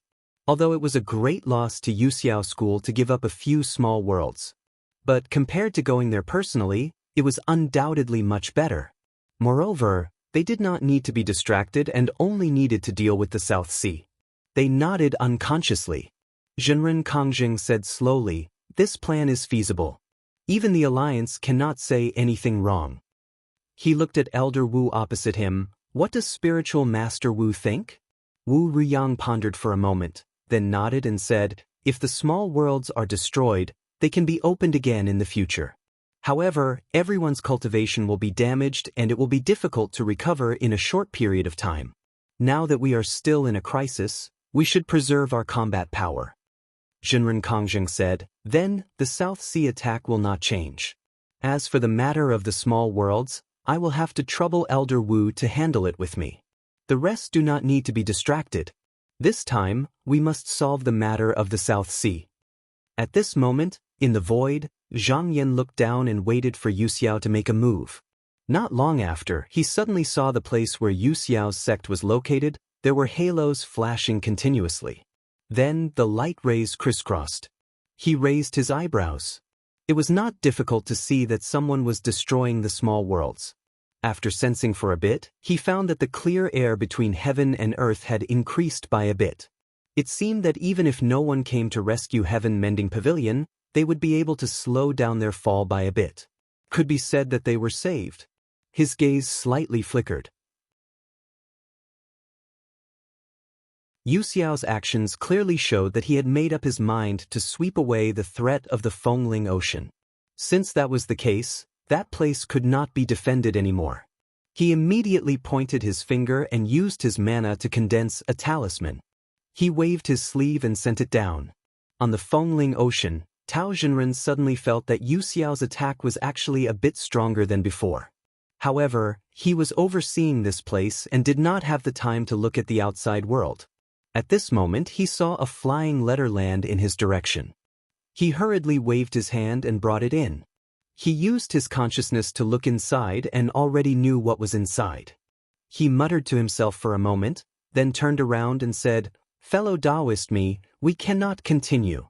It is difficult to defend this place. Let's retreat." Mi Jinren had fought until now and had used up quite a bit of her mana. Therefore, she did not persist and lightly nodded. Even if they retreated now, it was difficult to guarantee that Yu Xiao would not chase after them. Therefore, the two of them used their techniques and simultaneously opened up their heavenly abodes. At this moment, the two of them emitted countless tiny fragments of light and their figures also became faintly discernible. However, just as she was about to hide, Mi Jinren suddenly felt that something was wrong. Although she could still sense her own heavenly abode, there seemed to be a thick layer of barrier between the two. She exerted her strength several times but was still unable to hide inside. Her expression couldn't help but change. Even though Yu Xiao had the advantage in numbers, she could still retreat into her own heavenly abode in times of danger, so she was not really afraid. However, now that this path of retreat was cut off, it was really possible that they would die here. Tao Xinren encountered a similar situation as well. He frowned slightly before calming down and sensing for a moment before suddenly raising his head to look up into the sky. He saw that in the depths of the clouds, there was actually a web that covered the heavens and the earth floating there since an unknown time. The area it enveloped was extremely vast, and it was actually impossible to see the end of it with a single glance. He sighed. So Yu Xiao School has such a magic treasure. I presume that just now, they seized the opportunity while I'm exhausted to deal with it to secretly set it up. Their intention is probably to catch both of us in one fell swoop here. After fighting for a long time, their mana had already been reduced by more than half, and the defensive grand formation was already on the verge of collapse under the joint attacks of a few true treasures. Moreover, once they were trapped here by the web that weaved above the sky, the enemy only had to summon magic treasures to attack them like before. Once their mana was completely exhausted, it would be the time of their deaths. Killing intent overflowed from Mi Jinren's beautiful eyes as she said coldly, "Since they want to take my life, it won't be that easy. Even if I die, I must charge to the front of Southern Cliff Continent and destroy this continent." Tao Xinren saw that she was surging with mana all over her body and the clear air above her head as if she was about to charge out. He hurriedly stretched out his hand to stop her and said, "Fellow Taoist, wait." Mi Jinren's movements paused and turned around with a contemptuous look on her face. She said sarcastically, "What, sect leader Tao, could it be that you're at a dead end and want to kneel down and beg for mercy? If you want to go, then go. I, Mi Jinren, will not wag my tail and beg for mercy for the sake of my life." Tao Xinren nodded and said seriously, "Fellow Taoist me, I'm not that kind of person. Please don't be impatient, we're not really at a dead end." Mi Jinren's expression changed. She took a closer look at Tao Xinren's expression and realized that he was not lying. She asked doubtfully, Could it be that fellow Taoist has a way to break the net of law in this world? Tao Jinren smiled and said, although I can't break it, there's another way to get out of this place. He took out a copper talisman from his sleeve and channeled his mana. Suddenly, the sea water surged and the spiritual vigor changed rapidly as if something was about to rush out. Mi Jinren's face was filled with alertness. A rumble was heard and a bronze palace in the shape of a tall pillar appeared on the Fengling Ocean. Mi Jinren was stunned as he saw the numerous dragon carvings on the outside of the palace. He could not help but show a shocked expression and said, "Could this be?" Tao Jinren said, "This is Dragon Junji's Wu Wang Palace. 10,000 years ago, she used this palace to travel to the 9 continents. Almost no one could suppress her. Today, it can help us escape." Although the Dragon Palace did not have the heaven and earth fetus, the Great Teleportation Formation was still there. Both of them were enlightened masters and it was not difficult for them to escape with their mana. Mi Jinren said faintly, "So enlightened Master Zhang has already made arrangements." Tao Jinren said sincerely, "Fellow Taoist, there are still disciples from both our sects here. If I didn't have a perfect plan, how would I dare to persuade enlightened Master to move here? I didn't mention it earlier because enlightened Master Zhang didn't allow me to say it. I hope fellow Taoist me can forgive me." Mi Jinren said snappily, "If I don't forgive you, are you going to abandon my Chongyue True Temple?" Tao Jinren only smiled and bowed to him.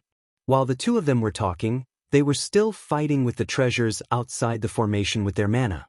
Now that the Dragon Palace was here, they used their divine arts to sweep everyone on the island into the dragon residence. Not only were the disciples from both sects, but also the cultivators from Chongyue True Temple and the sects that had submitted to them. Even Wei Zihong and Fang Rujio were among them. As for Yu Xiao's side, because the formation was covered, they could not see what was happening inside. Now that the formation was about to be broken and the net was covering their heads, they were not afraid that the two of them would escape. Instead, they were afraid that they would fight with their lives on the line. Tao Jinren invited Mi Jinren to enter the Dragon Palace first. He then flicked his finger and a ray of spiritual light flew out. Not long after, a muffled sound was heard and it hit the small world gate on the island. This was what Zhang Yan had discussed earlier. If the formation was too hard to defend, they would destroy the world gate. If Li Xiaomi could not become a grotto heaven, then he could only be trapped inside until he died of old age. However, if he could become a grotto heaven, he would need to open the gate himself. However, when that time came, he might not be on the Fengling Ocean. He watched for a while more, then turned and stepped onto the palace steps. When the gate of the Dragon Palace closed, there was a loud sound on the ocean and the whole thing disappeared. What was left was the rolling waves of the ocean. In the Azure Sky Hall, Zhang Yan looked down and saw the two of them calmly retreating. He nodded. Previously, he had considered that as long as Yu Xiao was willing to pay a certain price, Tao Jinren and Mi Jinren would not be able to stop them no matter what. However, as long as they were still here, they could come back after they left. Even if the formation was broken, it could be rebuilt. They had to restrain Yu Xiao so that he would not have peace for hundreds of years.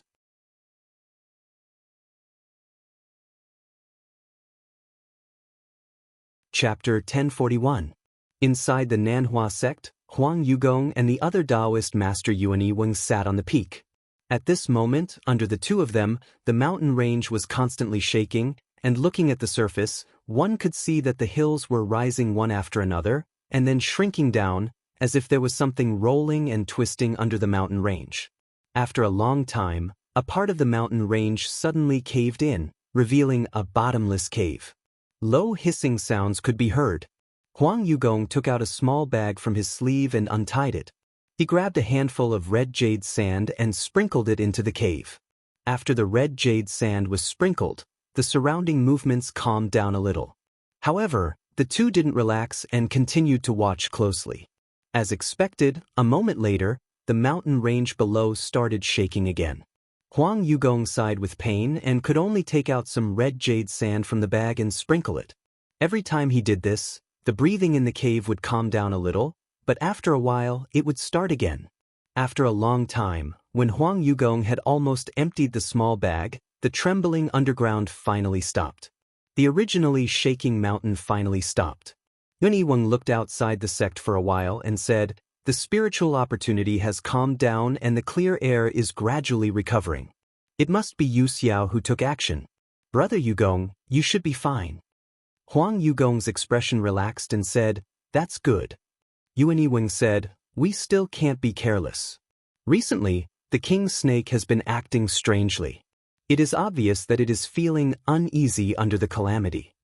Huang Yugong sighed and said, "Let's hold on for as long as we can. Now is not the time to let the king's snake out." Yuni Weng also nodded. The creature below was called the Jade King Snake. It was the spirit snake that accompanied the founder of the Nanhua sect. After he left it behind as the spirit snake guarding the mountain. This snake usually slept underground. It could merge with the spirit vein and connect the mountains, rivers, and land. It could suppress evil and filthy energy. Disciples of the sect would capture vicious creatures from the outside world and bring them into the mountain. They could also use the power of the snake to subdue it, making it easier for people to raise it. It was just that the snake was extremely sensitive to the changes in the spiritual vigor of heaven and earth. Once there was a change, it would feel uneasy. To founding Master Nanhua, it was not a big deal. However, for the younger generation to deal with it, they would have to spend more effort. Usually, they could only feed it enough red jade sand. Only then could they be appeased. Just now, the spiritual chi of heaven and earth had suddenly decreased, causing the spiritual snake to be alarmed. Only now did it calm down. Previously, when Heaven Mending Pavilion sent a letter asking for help, the Southern Flower sect wasn't completely unwilling to help. However, if this snake really broke out of the ground, only the mountain guarding spirit Peng could subdue it. When needed, they would lend it out to support Heaven Mending Mountain. If there were any changes, it would destroy the sect's foundation. They couldn't afford it, so they could only refuse. Duke Huang Yu circulated his magic power and pressed the sand and soil beneath him together, filling up the hole again to prevent Wang Shi from being disturbed again. He said, "Recently, we've been using a lot of our pellet jade. After thinking about it, I think that if we want to stabilize the spirit cave, we still need to ask for help from the Allied Alliance." Yuni Weng changed his mind and said, "Could it be that we need to reach out to Yu Xiao?" Duke Huang Yu said, "Yes." Yuni Weng said in a deep voice, "It's not that easy to obtain Yu Xiao's favor. Once the calamity occurs, our sect will definitely be in danger. Brother Yuni, have you thought this through?" Duke Huang Yu sneered and said, "Brother Yuni Weng worries too much. If we don't do this, will Yu Xiao treat us well? It's better to take advantage of the time when he needs us and ask for more benefits. Moreover, after seeing how he destroyed a small world to save Heaven Mending Sect, he wants to rope us in to deal with Qinsong together. He most likely won't refuse our request." Yuni Weng thought about it and nodded. "Oh, at worst, Yu Xiao will just refuse. There won't be any losses. Tomorrow, when the three of us meet the sect master, I will discuss this matter with Duke Yuni." Duke Huang Yu smiled and said, "That's good." After the two finished their discussion, they rearranged the formations and went their separate ways. Duke Huang Yu went straight back to his cave. Just now, he had to appease Wang Shi, so he didn't have time to care about other things. Now that he had calmed down, he suddenly felt something strange. He sensed it and knew that the protective feather he gave to his disciple was activated. It was obvious that his disciple was in danger. He frowned unconsciously and called over a guard boy. He said in a deep voice, "Did you let your Shixiang out? How did I take care of you when I was gone?" The boy trembled in fear and immediately knelt on the ground. He kowtowed and said, "It's my fault, it's my fault." Shixiang said that he was bored in the sect and only wanted to go out for a few days. I was confused and opened the formation to let him out. "Please punish me, master." Huang Yu sighed. He had always been tolerant towards those around him. After crying like this, he no longer had any intention of punishing them. He said, "Get up. I know Xian An's temper. You can't stop him. I won't blame you. Get up." The boy wiped his tears and stood up. He said, "Thank you for your forgiveness, master." Huang Yu waved his hand and ordered him to leave. He closed his eyes and focused his mind, sitting quietly in the temple without moving. Half a day later, a white light came from outside the temple. It landed on the ground and turned into a white cocoon. After a while, the cocoon turned into a feather and Fang Xin and came out. His hair was messy and he looked a little battered. He had just entered the temple and raised his head to see Huang Yu sitting on the praying mat. His heart skipped a beat. He bowed and said, "Disciple greets master." Huang Yu opened his eyes and said, "You used the feather I gave you. Did you meet a difficult opponent?" Fang Xinan knew that he couldn't hide it anymore, so he simply admitted, "I did meet an opponent, but I was just careless and underestimated that person, so I didn't use many of my abilities. Otherwise, how could that person defeat me, and he wouldn't need the protection of that treasured feather?" Huang Yu heard his words and shook his head. A loss is a loss. There's no need to find excuses. If you were killed by your opponent, no matter how many tricks you have, it would be useless. People would only laugh at your stupidity. Fang Xin was not satisfied, but he didn't dare to talk back. He lowered his head and said nothing. Huang Yu thought for a while and said, "I know you don't want to stay in the school to cultivate. If that's the case, I'll allow you to go out and train. But remember, there's always someone better than you. Don't use my name to do whatever you want." Fang Xin was startled. He was happy. Even though he lost to Yuan Zhengqing, the more he thought about it, the more he was not satisfied. He was eager to fight him again. He was thinking about how to find an excuse to leave, but he was very happy after hearing Huang Yu's words. He said loudly, "Master, don't worry. I won't use the name of the school to do anything." He was only 15 years old and was still a teenager. In his opinion, even if he won by saying his master's name, it would be boring and he wouldn't be able to show off his abilities. Huang Yu waved his horsetail whisk and a white feather floated down. "You've used up your precious feather. I'll give you another one. You may leave." Fang Xin took it. After thanking him, he left.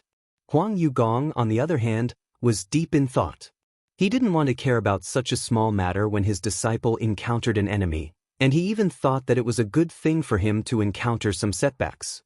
However, from his words, it seemed that the enemy he encountered was of a similar cultivation level. He thought to himself, "Just now, I haven't asked where that person came from. But to be able to defeat Xen, he's not from a small sect. He might be from one of the 10 great mysterious sections. If he's a disciple of an alliance, it's fine. But if he's from the other side, if Xen is not satisfied and goes looking for him, it'll easily cause trouble." He changed his mind and ordered a boy to find an experienced disciple whose cultivation had reached the core transformation realm. He said, "I, Xen, am going out to train. Why don't you follow him and keep an eye on him? Don't let him get hurt or offend anyone." The disciple immediately accepted the order and left. In the Duzhen Palace of Qinsong, Zhang Yan was holding a jade book and reading it attentively. This was the Shaoqing sect's sword transformation secret book. When he was in the Yuanying realm, he had the chance to read it. The Shaoqing sect's sect master Yu Xianshao had promised him that if he became a heavenly abode, he could read this book again. However, the two sects had already formed an alliance. Moreover, he was the Duzhen Palace's master. His status was not the same as before. Naturally, there was no need for him to pay a visit personally. 2 days ago, he sent a letter and sent this book over. In the past few days, he had spent a lot of effort on refining the heaven and earth leaf. After all, if he couldn't protect himself in the future, it would be useless no matter how many enemies he killed. Not only could this treasure protect himself, but it could also be used to trap people. If it could nurture a real spirit, it would be a great help. However, in terms of hurting the enemy, there was nothing better than a killing treasure. Among the treasures in his hands, the only one that could be successfully refined was the Qinghong sword pill. When he was forming the heavenly abode and evolving the Dharma form, he made it absorb quite a lot of spiritual opportunity. However, it couldn't really transform into the real world. At that time, he felt that it was not the right time, so he just nurtured the sword pill at normal temperature and didn't force it. However, as his cultivation improved recently, he felt that the communication between the sword pill and himself was smoother. When they responded to each other, it was also unusual, as if it was a sign of transformation. Only then did he obtain the sword book and wanted to see its profoundness again. Because the entire book was written in eroded text, he was limited by his own cultivation and knowledge when he was yuaning. There were many parts that he didn't understand. Now that he looked at it again, he understood a lot more. It was a pity that there was no method to successfully refine the sword pill. If it wasn't that Xiaoqing intentionally hid it, then this method couldn't be described in words. He could only explore it himself, so it wasn't recorded in words. Deducing from this, the latter was more likely. Now that his lifespan was less than 600 years, in the next 2,000 years, if there were no accidents, he would be able to refine the sword pill sooner or later. It was just a matter of time, so there was no need for Xiaoqing to set up an obstacle here. If there was a method, he could show it to him and make him owe him a favor. He thought to himself, every time I look at this book, I have a different understanding. It's a pity that I can only have it for a month before I have to return it to Xiaoqing. I have to seize the opportunity to look at it a few more times, hoping to find some profoundness in it. He looked at the jade scroll on the table and saw the eroded text jump out one by one. They filled the air and flew around continuously. Then, with a thought, thousands of sword gleams flew out from the top. The rays of sword gleams grabbed the eroded text and fixed it in place. His gaze swept across, and after a while he pointed with his finger. On the table, there was another explanation.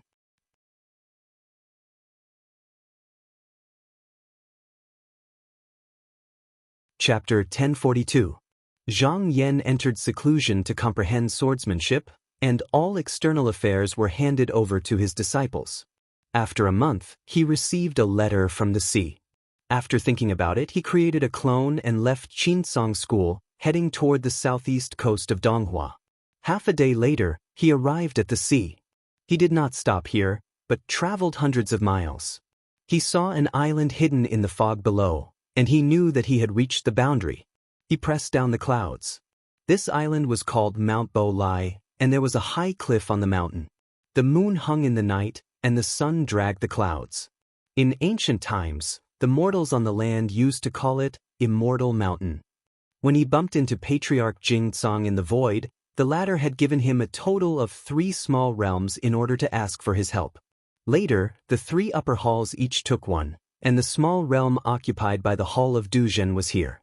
Although this mountain was on the sea, it was still within the borders of Donghua realm, and it was naturally full of spiritual energy. However, after thousands of years, all the cultivators of the sects that set up their mountain gates always felt that their breathing was not smooth, and it was difficult to move their mana.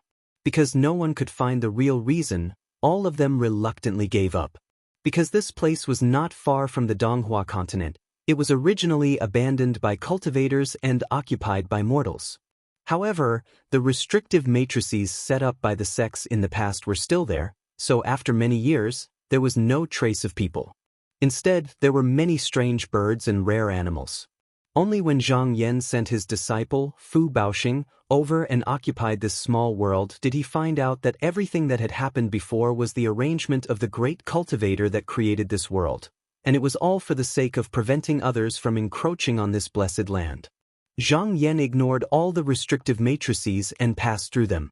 He arrived at the top of the high cliff in the middle of the island and looked down. He saw a jade archway between 2 neat large rocks. It was 6 feet high, and there were several lanterns hanging on both sides. Smoke surged between the archway's doors. Like clouds rising from the mountain, it was the entrance to the realm. Fu Baoxing was standing in front of the door with 2 disciples at the moment. He had received a message earlier and knew that his master would come today, so he came out early to welcome him. At this time, he saw a clear light falling from the sky, and he immediately bowed respectfully. His mouth said, "Disciple respectfully welcomes master." Zhang Yan descended the cloud stairs and said, "Get up and talk." Fu Baoxing acknowledged and stood up. Zhang Yan asked, "Have the 2 Zhenren arrived?" Fu Baoxing bowed and said, "Master, the 2 spiritual masters have arrived, and the disciples of the 3 families have moved into the small world." After Tao Zhenhong and Mi Xiaonan fought with Yu Xiao, they moved out of the South Sea with the help of the Dragon Palace. As they needed a place to cultivate, Zhang Yan opened up this small world to accommodate the two families and Yan Zhongguan's disciple. Zhang Yan asked a few more questions. He walked out of the small world and passed through the layer of clouds. In front of him was a bridge that hung over a cliff, and below it was a deep ravine. In front of the bridge was a pavilion, and Tao and Mi were standing in front of it. They bowed and said, "Zhenren Zhang greets you." Zhang Yan returned the greeting and said, "Greetings to both of you." After this small world absorbed all the clear qi previously, the spiritual vigor was already full. In addition to the elixir jades that were supplied to the two of them, it was enough for them to cultivate. However, the two of them were afraid of destroying this place, so they did not enter the small world. At this time, their real bodies were cultivating in the cave abode of the immortal palace under the sea, and they only had a clone. The three of them chatted for a while and flew to a high peak deep in this small world. After arriving at that place, he found an extremely spacious altar and landed on it. Tao Zhenren pointed at the flying corridors of the temples on the mountain ridge and said, "There are a lot of buildings and pavilions left by the realm master. It is more than enough to accommodate the disciples of our three families. There is no need to build a residence, so we have more time to cultivate. Thank you very much, Zhenren." Zhang Yan smiled and shook his head and said, "The two of you have worked hard for Qinsong. This small world is really nothing." As the three of them spoke, they sat down on the platform. Tao Zhenren sighed, "It is a pity that we have to retreat from Fengling Ocean after resisting the enemy Yu Xiao for less than a day. I have let down your sect's trust." Zhang Yan said, "Tao Zhenren is exaggerating. Yu Xiao and the others have joined forces, and the two of you have to survive for a night. It is already impressive enough. Moreover, this time it is not a battle of success or failure. It is normal to advance and retreat, attack and defend. You don't have to worry about it." Mi Zhenren had been quiet all this while, but now he snorted and said, "If it was not for the hasty relocation and lack of preparation, Yu Xiao might not be able to force the two of us to leave." Tao Zhenren smiled and said, "With Yu Xiao's strength, it is not something we can fight against. But this time, as fellow Taoist Mi said, we were in a hurry. We still lack a lot of thought. Thinking back, if we could have stabilized the formation a little more, at least we would not have been in such a difficult situation." Zhang Yan smiled and said, "Master Tao is being modest." He paused and looked at the two of them and said, "After this battle, we can see that the cultivators of Yu Xiao value their cultivation. Even if it is a threat to their own backyard, they are reluctant to fight. The next time we set up a formation, there is no harm in starting with this." Tao Zhenren looked over and said, "Zhenren Zhang, do you have a plan?"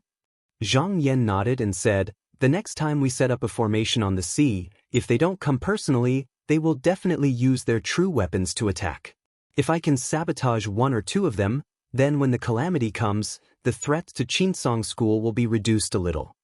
Even for a large sect like Yu Xiao School, the number of true weapons that can be used as they wish is only a dozen or so. As for killing weapons, they are even rarer. If they can find a way to destroy one or two of them, then when the calamity comes, the threat to Qinsong School will be reduced a little." Tao Zhenren thought for a moment and said, "I understand Zhenren Zhang's intention. This time the formation, not only must it be sturdy, it must also be proficient in changes. But this will take more time. I am afraid that before we reach the sea, it will be broken by Yu Xiao, so we need to think of another countermeasure." Zhang Yan said, "I have already thought about it. There is no harm in refining the formation outside first, then setting it up on the sea after that." Tao Zhenren pondered and said, "That is one way. But to do it this way, not only will it cost several times the price, it will also take a long time. If we want to successfully refine it, even if we spend 100 years of effort, it may not be possible." Zhang Yan smiled and said, "How can we let Tao Zhenren do it alone? I can give an order to mobilize Fang Qin, Zi Guang, Ling Ji and Bao Yang for houses to do it together." Tao Zhenren pondered for a moment, cupped his hands and said, "With your honorable sect's help, 50 years should be enough. May I ask, how far will your honorable sect allow me to go?" Zhang Yan smiled indifferently and said, Tao Zhenren can do whatever you want. Qinsong School was a great sect with a history of 10,000 years. Its foundation was deep and its accumulation was incalculable. Whether it was treasured materials, pills, or other external things, it did not lack them at all. But these things were useless in the school on normal days. It was better to evolve them into useful combat power before the calamity.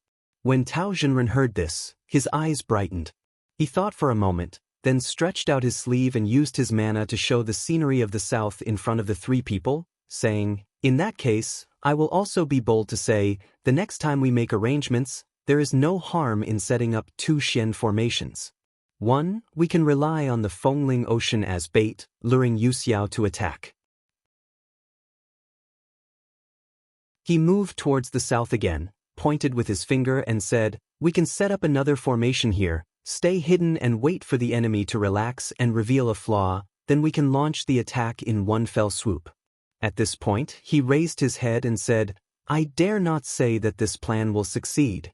But as long as your honorable sect is determined, it will increase the chances of success. Although in a battle formation, there were many variables and no one could guarantee that his sect would be able to gain the upper hand, but if Qinsong School really spared no expense this time, his chances of winning were not small. Zhang Yan said, How long does Zhenren think it will take to set up this formation? Tao Zhenren said, If your honorable sect can support us with all their strength, we will not lack any external things. 50 years can be completed. Zhang Yan thought for a moment. Although Tao and me had only fought for a day, their exhaustion was not small. If they want to recover, they would need a lot of time. By that time, the formation map should be completed, so he nodded and said, We will follow Zhenren's plan. After the discussion, he bid farewell to the two of them. His clone returned to the mountain gate and set up various matters. In a flash, more than 10 years had passed. On this day, thunder rumbled in the sky above the western extreme continent, and each rumble was louder than the one before, shocking the living beings on the continent to the point of scurrying about while the mortals knelt down and kowtowed, praying to the gods. A few days later, a bolt of lightning flashed down from the sky and split a mountain into two. At the same time, a crack seemed to have been torn open in the sky, and a black light flew out and instantly descended on the mountain. If one looked carefully, it was actually a golden flood dragon that was over 300 meters long. However, what was unusual was that there was actually a pair of jet-black short horns on the flood dragon's head, and there was lightning circling above it. It was actually showing signs of transforming into a dragon.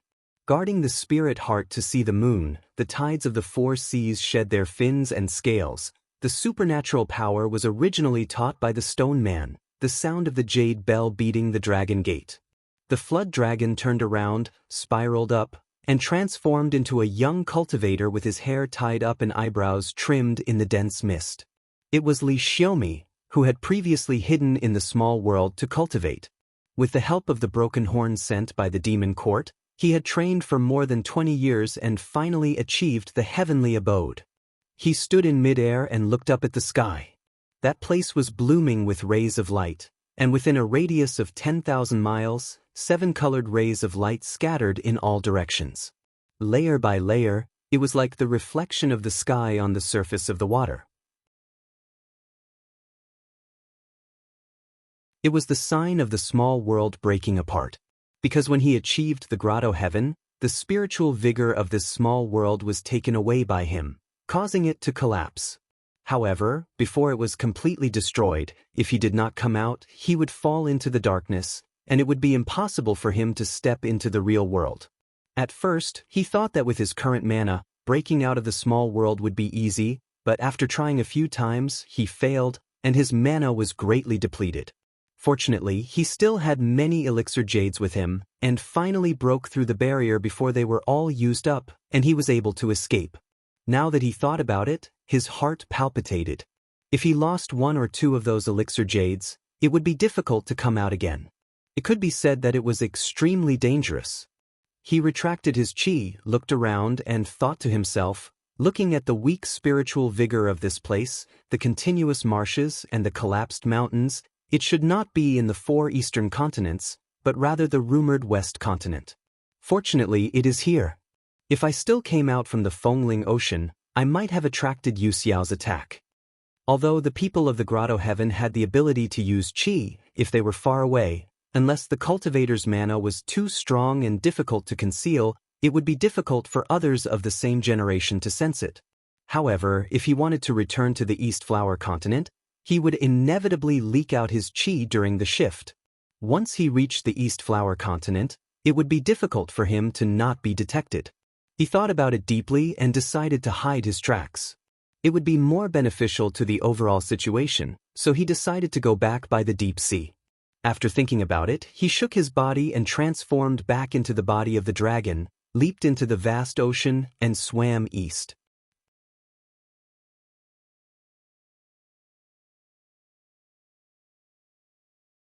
Chapter 1043. Although Li Xiaomi swam in the deep sea, he was still careful when he crossed the sea for fear of being discovered by his peers. He didn't go near the land and circled around the continents. After 6 years, he finally arrived at the outer sea of the East Flower Continent. At this point, he could already see 2 clear air rushing up to the clouds and lingering in the sky. He could naturally tell that it was Tao Jinren and Mi Jinren, so he turned into a human and stepped on the sea. Not long after, a clear light flashed in front of him. Tao Jinren stood in front of him and looked at him a few times. He bowed and said, "After 20 years, Dao Friend has finally become a Grotto Heaven. Congratulations." Li Xiaomi returned the greeting and said, "My feet are not stepping on the mountain, but my head is raised to the peak." Tao Jinren nodded and said, "After going through the mortal tribulation and entering this path, I finally know that the true fruit is still far away." Their words were filled with deep emotions. Even if they reached the elephant realm and had the ability to overturn the continent, they could also feel that if they didn't reach that step, they wouldn't be able to truly transcend. After a moment of silence, Tao Jinren was the first to speak. "Although this place is quite far from the south of the East Flower Continent, Yu Xiao School's methods are unpredictable. Dao Friend, it's better to follow me to the small world to talk." Li Xiaomi readily accepted, but with his current realm, his real body couldn't enter the small world. He could only dive into a ravine at the bottom of the sea and turn into a clone, attaching it to a scale before following Tao Jinren. The two went all the way to the small world and sat down in a palace building. Tao Jinren found a boy and said, "Go and invite Mi Jinren here." Not long after the boy left, a rainbow light flashed in front of the two, and Mi Jinren appeared. She looked a little impatient and said, "What did Tao Jinren call me for?" Tao Jinren smiled and said, "Sorry to disturb Dao Friend's peaceful cultivation, but Dao Friend Li's return can be of help to me. The original arrangements might have to be changed. I have no choice but to invite Dao Friend here to discuss." Mi Jinren didn't say anything, which was a tacit admission. Tao Jinren told Li Xiaomi about the previous plan. After that, he asked, "What do you think of this plan, Jinren Li?" Li Xiaomi considered for a long time and said, "This strategy is very safe. If Yu Xiao wants to expel me again, it will not be as easy as last time. It is just that Li has some shallow opinions." Tao Jinren said, "Fellow Taoist, I invited you here to brainstorm." Li Xiaomi humbly said, "I wouldn't dare. Fellow Taoist should know that I've already accepted the position of Demon Court Marquis." Tao Jinren nodded. Li Xiaomi said, "I have the seal of the Demon Court and can drive the sea creatures to work for me. Why don't we order them to repair the altar in the deep sea first? Let's take root and wait for it to stabilize before setting up the formation diagram. What do you two think?" Although the Demon Court had other motives that day, he was officially conferred by the Demon Court after all. He had also obtained the broken horn of the Dragon Monarch that had been passed down for generations. Now that he was in the body of a flood dragon, once the order was given, wherever he was, the sea creatures had to listen to him. Tao Jinren was slightly stunned. Then he thought about it and sighed, "Indeed, one person is not wise, but 3 people are wise. This way, my chances of winning have increased." The real difficulty of setting up the formation on the Fengling Ocean was that there was no spiritual opportunity to connect it with the Earth meridian. However, if the formation base could be directly set up under the sea and connected from top to bottom, then the power would be far greater than before. Mi Jinren was also surprised. He couldn't help but look at Li Xiaomi. She originally thought that this person had just entered the grotto heaven and couldn't be compared to Tao Jinren in terms of formations. He was just an extra combat power and wasn't of much use now. She didn't expect him to have such a method. She pondered for a moment and seemed to be hesitating about something. In the end, she still decided to say it out loud and said, "My Chongyujian temple has passed down a refining method that can create a magical weapon called Dual Qi Banner. As long as it is used, it can make the surrounding natural and wonderful. Outsiders will not be able to recognize it. These days, I have been cultivating and refining this item at the same time.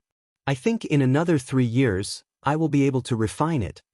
This treasure could be used to conceal the formation. However, to refine it, her Chongyue True Temple's accumulation was still not enough. However, with the support of the Qinsong school, what she wanted could be sent over immediately. Hence, she had the idea to refine it."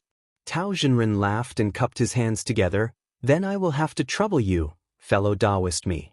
With this treasure, I will have more confidence in setting up the formation board."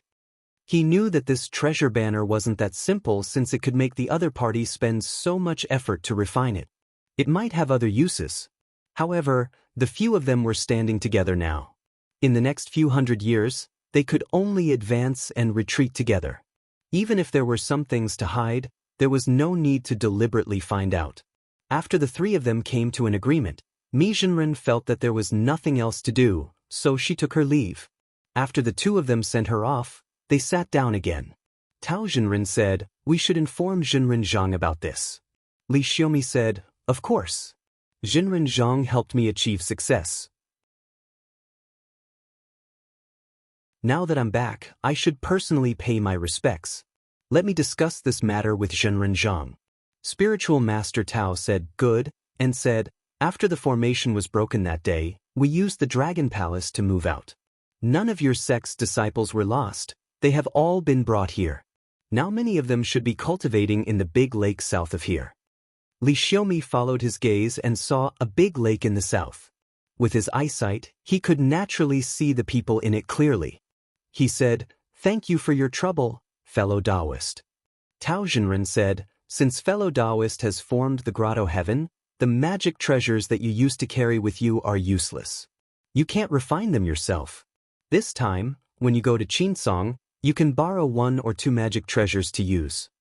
When Li Xiaomi heard this, he couldn't help but nod. He stood up and cupped his hands together, saying sincerely, "Thank you for your guidance, fellow Taoist." With the guidance of the stone man, he didn't have too many twists and turns in his cultivation. However, when he reached the level of the grotto heaven, his knowledge was limited. Without anyone to inform him, he could only explore by himself. This would delay a lot of time. For people like Tao Jinren, even a little guidance could prevent him from going down the wrong path. After a few more sincere words of advice, he thanked again. Then, this clone turned into a shadow and bid farewell to Tao Jinren. He even turned into a golden scale and left the small world in the blink of an eye, flying towards the great pool of Dragon Abyss. Southeast of Donghua, Daichi Mountain. Jiang Zheng and Dan Huizhen sat on the same flying boat and slowly descended to the peak. After the two of them came out, a dozen or so flying boats descended one after another behind them. All of them were Pring Yuan disciples, and under the command of a woman who looked like a steward, all of them spread out and planted formation flags in the surroundings, setting up restrictive spells. Dan Huizhen looked at the scenery under her feet and thought that this was the original location of Pingyuan. She couldn't help but have a complicated look in her eyes. She sighed softly and said, "Although this place is good, I haven't really decided the winner with Taihao, so it's not in my hands yet." Jiang Zheng tilted his head and said, "Don't worry, madam. It's enough to win 2 more times." 20 years ago, he was instructed by Zhang Yan to come here and challenge the disciples of Taihao School. In the end, he won a small battle with the Celestial Fire's 6 Imperial Righteous Technique and occupied Daichi Mountain. Although this place was considered a blessed land, Taihao School wouldn't do anything even if it was lost during normal times. However, it was different if it was taken away by others. This was a matter that concerned the reputation of the school. Therefore, they sent an envoy here and requested for a battle every 20 years. The first to win 3 times would be the master of Daichi Mountain. Jiang Jing thought about it carefully. Although he had the support of Qinsong School, he couldn't rely on it for everything. To prevent Taihao from using unscrupulous means out of humiliation, he made some concessions and agreed to the request. In another 2 days, it would be the day of the battle. Dan Huizhen said, "I don't doubt my husband's ability. However, I've seen many of the means that my husband used last time. This time, I'll definitely be on guard. My husband must be careful."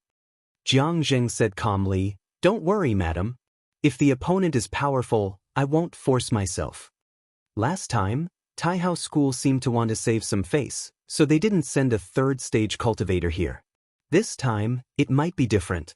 Although he was confident, if he really met a strong opponent, he wouldn't risk his life for it. He would just think of a way to win it back later. While the two of them were talking, they suddenly heard a dragon's roar in the clouds. They looked up and saw an ink-black dragon flying over with a handsome cultivator standing on it. Dan Huizhen said, "My husband, it seems that junior brother Wei is here." Jiang Jing looked from afar. Sure enough, it was Wei Zihong. After looking for a while, he revealed a surprised expression. When the ink-black dragon landed, he took a few steps forward and asked, "Junior brother, have you cultivated the Yuaning Dharma body?" Wei Zihong raised his hands and bowed, laughing loudly, "I've just now built the Dharma body a few days ago. I heard that senior brother is going to battle, so I rushed over to help." At this moment, in the upper extreme hall of Qinsong School, Zhang Yan, Qi Yuntian and Huoxian were sitting together in a discussion. Qi Yuntian said, "Yesterday, a letter came from Mount Li. Spiritual Master Yuling has already set the date of ascension and invited all sects to pay her respects."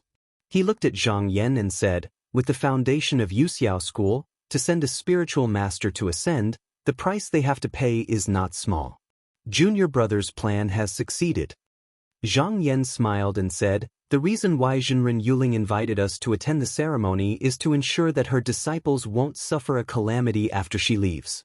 But as long as this spiritual master is willing to leave, the rest is a small matter." Qi Yuntian also said, "That's right. Leaving the sect master of Mount Li in this world is too much of a variable. If we can send her away, it will be beneficial for our arrangements." He paused and said, "I wonder when Tao and me will be able to cultivate their skills back?" Zhang Yan thought for a while and said, "With the elixir jade from Qinsong School, there are about 34 years left. But during this period of time, we can use it to refine the formation map. The next time we set up the formation on the sea, it will be a few times stronger than before." Qi Yuntian nodded and said, "I'll have to trouble junior brother Zhang to take care of this place." He turned to look at Huoxian and said, "Junior brother Hua, can you control the 36 caves as you wish?" Huoxian shook his head and said, "I'm still not mature enough." This magical weapon was not refined by him. If he wanted to unleash its true power, he would need to at least reach the 2nd stage of the elephant realm. Qi Yuntian thought for a while and said, "Let's put the North Underworld Demon Court aside for now. We will deal with it when there is a chance in the future." Originally, he wanted to use the 36 caves to suppress the spiritual opportunity of the North Underworld when Yuxiao was once again restrained by Tao and Mi, and find a way to destroy the demon court in the continent. But from the looks of it, it was still too early, and by the time Huoxian could use the 36 caves as he wished, it would be at least a few hundred years later. Since that was the case, this matter could only be put aside for now. Floating astronomy.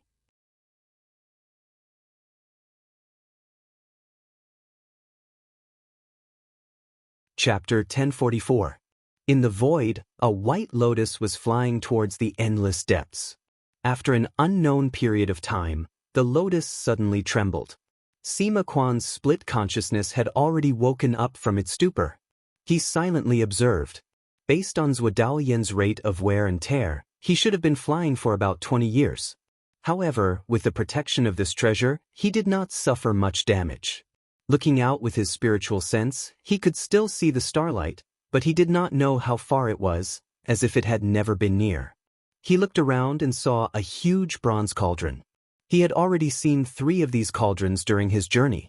They were built by cultivators in the past when they traversed the void. However, other than some scattered pill jades, he didn't find anything else. Moreover, most of the pill jades were formed from clear chi and were useless to him. Thus, he didn't stop. On the other hand, this one was exactly the same as the one he'd seen in the past, so he assumed it was the same. However, as Zhuodao grew closer and closer to it, he noticed something different. The surface of the bronze bell was full of scars, as if it had gone through a fierce battle. He could not help but feel surprised. This void was very far from the 9 continents, and there was no spiritual opportunity to breathe. If he fought here, even if he won, he would kill 1,000 of his enemies and lose 800 of his own. He might not be able to return safely. When cultivators reached the grotto heavens, they all cherished their lives. If there was no huge conflict of interest or danger to their lives, they would not fight. As he thought of this, he rode the white lotus towards the cauldron. He discovered that although the cauldron was riddled with holes, the prohibition spell was not completely broken. After searching for a long time, he found the corpses of 3 Taoists in a large hall. They were all dressed in luxurious robes. One was in the north, and the other 2 were in the south. Looking at them, it seemed like they were confronting each other. However, their expressions were serene, and there was no sign of violence on their faces. He went up to check with his spiritual sense, and unexpectedly discovered something. The 3 of them did not reach the end of their lifespans, nor did their vitality run out. It was obvious that their souls were stolen and they died. Outside the void? Who had such a method? His spiritual sense could not help but throb. The reason why he went out of the void was because he could not break through the 9 layers of clouds to return to the surface. Moreover, there seemed to be something calling out to him from beyond the sky, so he had no choice but to take this path. However, since then, there was no such feeling. Now, he seemed to have found a clue. After another round. However, he didn't find anything. He only saw a huge crack on the cauldron. It was thousands of feet wide, as if someone had used mana to break it open. Zhuodao paced back and forth for a moment before leaping into the void again. In the past 2 days, no less than 10 sects had sent their elders and disciples to Inoki Mountain. All of these people were invited by Jiang Zheng to witness the battle between the 2 sections. At this time, Jiang Zheng ordered someone to open the main gate of Inoki Mountain. As the owner of this place, he and Dan Huizhen stood outside to welcome the guests. He was using this as an excuse to fight. Inviting the small sects was also an opportunity to win them over. With Pengyuan fighting against Taihao alone, even if they were backed by Qinsong, they should not be careless. Therefore, they had to think of ways to make allies and contact various sects to strengthen their influence. Of course, if Pengyuan was just a small sect, the other sects might not give it face due to the power of Taihao. However, Jiang Zheng's master was the hall master of Qinsong School. This was different. The 1,000-year calamity had yet to pass. Who knew what would happen in a few hundred years? Only by relying on a large sect could they avoid it. Rather than offending both sects, it was better to rely on one of them. The power of the Black Tsong sect was undoubtedly greater than that of the Taihao sect, and when they were leading the other sects to fight against the demon sect, they were still polite to the smaller sections. Therefore, most of the people who were invited gladly accepted. Thousands of miles away, Yen Xie and Yen Xiaoyang were heading over on spiritual beasts. Because of Han Zhuoqing, Bu Pavilion was on good terms with Pengyuan sect. Therefore, they were also invited. However, Han Zhuoqing was called to guard Tianqing Hall, so he did not come. As the 2 were flying, a sparrowhawk flew over from afar. There was a young cultivator sitting on it. It was Fang Xin and who had gone out to travel. The last time he came out, he could not find Yuan Jianqing, so he could only return to the mountain to cultivate. This time, he heard that Taihao and Pengyuan were going to fight again. Thinking about how he did not get what he wanted last time, he came out to watch the battle. Yen Xiaoyang saw that he was sitting on a sparrowhawk, so it was not hard to recognize that he was a disciple of Nanhua sect. However, seeing that he was just a mystic light realm cultivator, he looked away and did not pay much attention to him. On the other hand, when Fang Xin saw the sparrowhawk he was sitting on, his eyes lit up. He came over and cupped his hands, saying, "Perfected one, your iron-winged eagle's feathers are like silk, it is so mighty. Can you give it to this junior? This junior is willing to exchange treasures for it." It was not that Nanhua sect did not have such birds, but Huang Yugong did not allow him to ride on any spirit beasts that could fight core formation or even Yuanine cultivators. After his fellow sect members found out about this, they did not dare to let him ride on them. However, this did not stop him from thinking of other ways. Seeing that the eagle was extraordinary, he thought that if he took it, where couldn't he go in the world? He would not even be afraid of core formation cultivators, so he was a bit envious. Yan Xiaoyang did not want to lower himself to his level. He waved his sleeve and said, "What does my spirit beast have to do with a junior like you? Quickly back off, don't disturb me." With that, he waved his sleeve, creating a gust of wind that blew Yan Xie and his mount away. Yan Xie frowned. "Brother, he is just a junior, and he looks like a disciple of Nanhua sect. Why do you have to do this? It will not be good to provoke his master." Yan Xiaoyang snorted. "If it wasn't for the Nanhua sect, I wouldn't have bothered with him. Sister, have you forgotten what happened last time? He still dares to ask me for the black iron-winged eagle. If it wasn't for the fact that his cultivation is low, I would have taught him a good lesson." Fang Shen was sent several dozen li away by the gust of wind. He only managed to stabilize himself with great difficulty, but he was also dizzy. Even though he was furious, just now both of them were Yuanine cultivators, so he could do nothing. At this moment, he heard a voice from behind him. "Junior brother Fang, remember not to be so rash next time." Fang Shen turned his head and saw a middle-aged scholar sitting on the back of a white crane. He couldn't help but ask, "Senior brother why have you come?" Without waiting for a reply, he suddenly said, "Master told you to watch over me, right?" The middle-aged scholar did not reply, clearly tacitly agreeing. Fang Shen grumbled, "Senior brother, why didn't you help me when I was being bullied?" The middle-aged scholar said, "That person is a cultivator from Bu Pavilion. Even though it is a lower sect of the Nanhua sect, both of them are Yuanine Jinren who have been cultivating for hundreds of years. They are considered your seniors. Not only did you go up to greet them, you even asked for a mount. If it was me, I would have taught you a good lesson." Not only was Fang Shen not angry, he even chuckled. "Since senior brother is here, I wonder if you can help me with something." The middle-aged scholar said warily, "What do you want to do?" Fang Shen said, "According to senior brother, Bu Pavilion is a lower sect of the Nanhua sect. But just now, that person is bullying me. Isn't that a slap to the face of the Nanhua sect?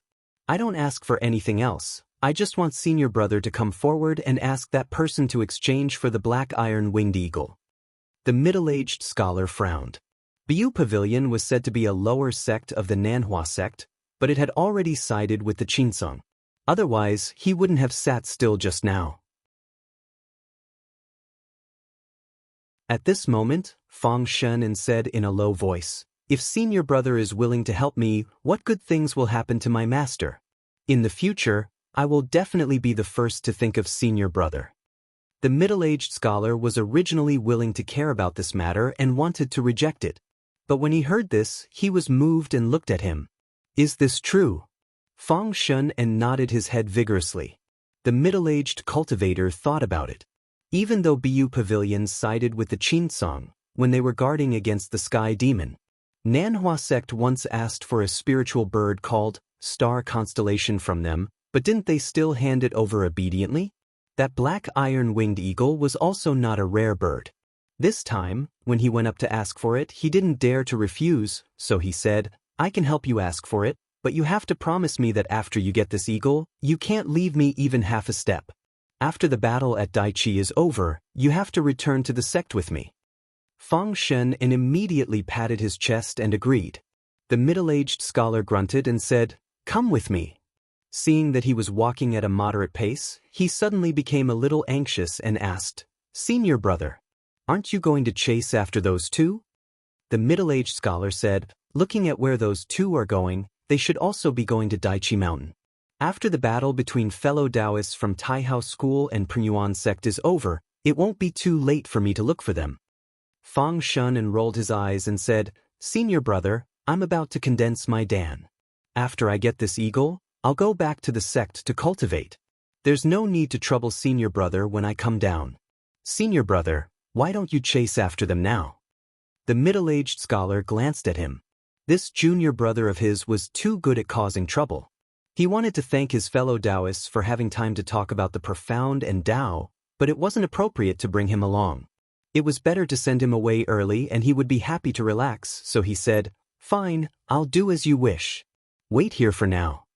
After he shouted, he took out a spell and suddenly a gust of wind blew. The red-crowned crane under him flapped its wings a few times and shot out like an arrow from a bow. After 100 miles, he caught up to the Yen siblings and urged the crane to pass them. He stopped in front of them and said, Are you Green Feather Spiritual Master Yen? I'm Hu Sanquan of South Hua. Greetings. Yen Xie revealed a slightly guarded expression. Wan Fu returned the greeting and said, I wouldn't dare. Spiritual Master who is too polite. May I ask why you are stopping us siblings? Spiritual Master who said indifferently, It's nothing else. It's just that one of my juniors has taken a fancy to your brother's mount, so I came to see if I can exchange it with him. Yen Xiaoyang's expression changed and said, What do you mean? Are you here to humiliate me? The middle-aged scholar looked at him and said, Spiritual Master Yen speaks too seriously. I have no such intentions. He suddenly laughed and said, Perhaps the two of you don't know, but I am a disciple of Tsang Ding Heaven's Grotto, and my junior brother is Master's most beloved disciple. Just now, my junior brother is frightened, so I'm doing my best to appease him. Yen Xie was immediately shocked. She frowned and thought for a moment, then said, Little brother, this time, it was indeed your fault. You gave your mount to the spiritual master. Sister, you. Although Yen Xiaoyang was unwilling under Yen Xie's intense gaze, he could only take out the beast's subduing collar and put his mount inside. He threw it over and said coldly, Keep it well, honorable sir. The middle-aged scholar caught it and bowed before swaggering off. As for the item he originally wanted to exchange for the spirit bird, he didn't say a word since he had so easily obtained it. Yen Xiaoyang angrily swung his sleeves and said, Now that my mount is gone, how can I have the face to go to Inoki Mountain? I'll be laughed at. When he finished speaking, he turned around and flew away on a ray of light. Yen Xie sighed. She knew that he couldn't calm his anger, so she could only let him go. But she didn't know that Yen Xiaoyang didn't go far. The more he thought about it, the more stifled he became. His expression fluctuated, and in the end, he turned around and rode the astral winds in pursuit of the middle-aged scholar. Floating astronomy.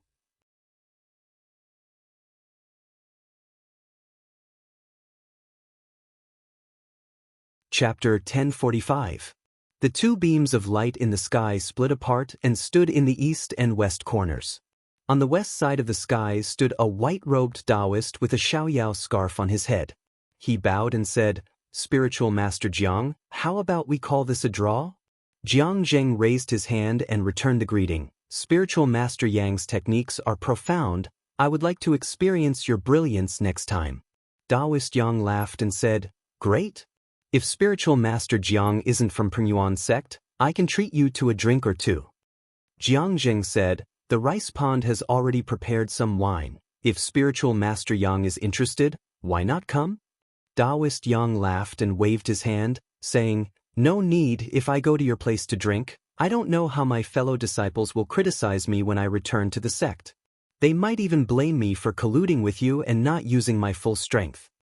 Jiang Zheng said, Fellow Taoist is too serious. Taoist Yang just laughed.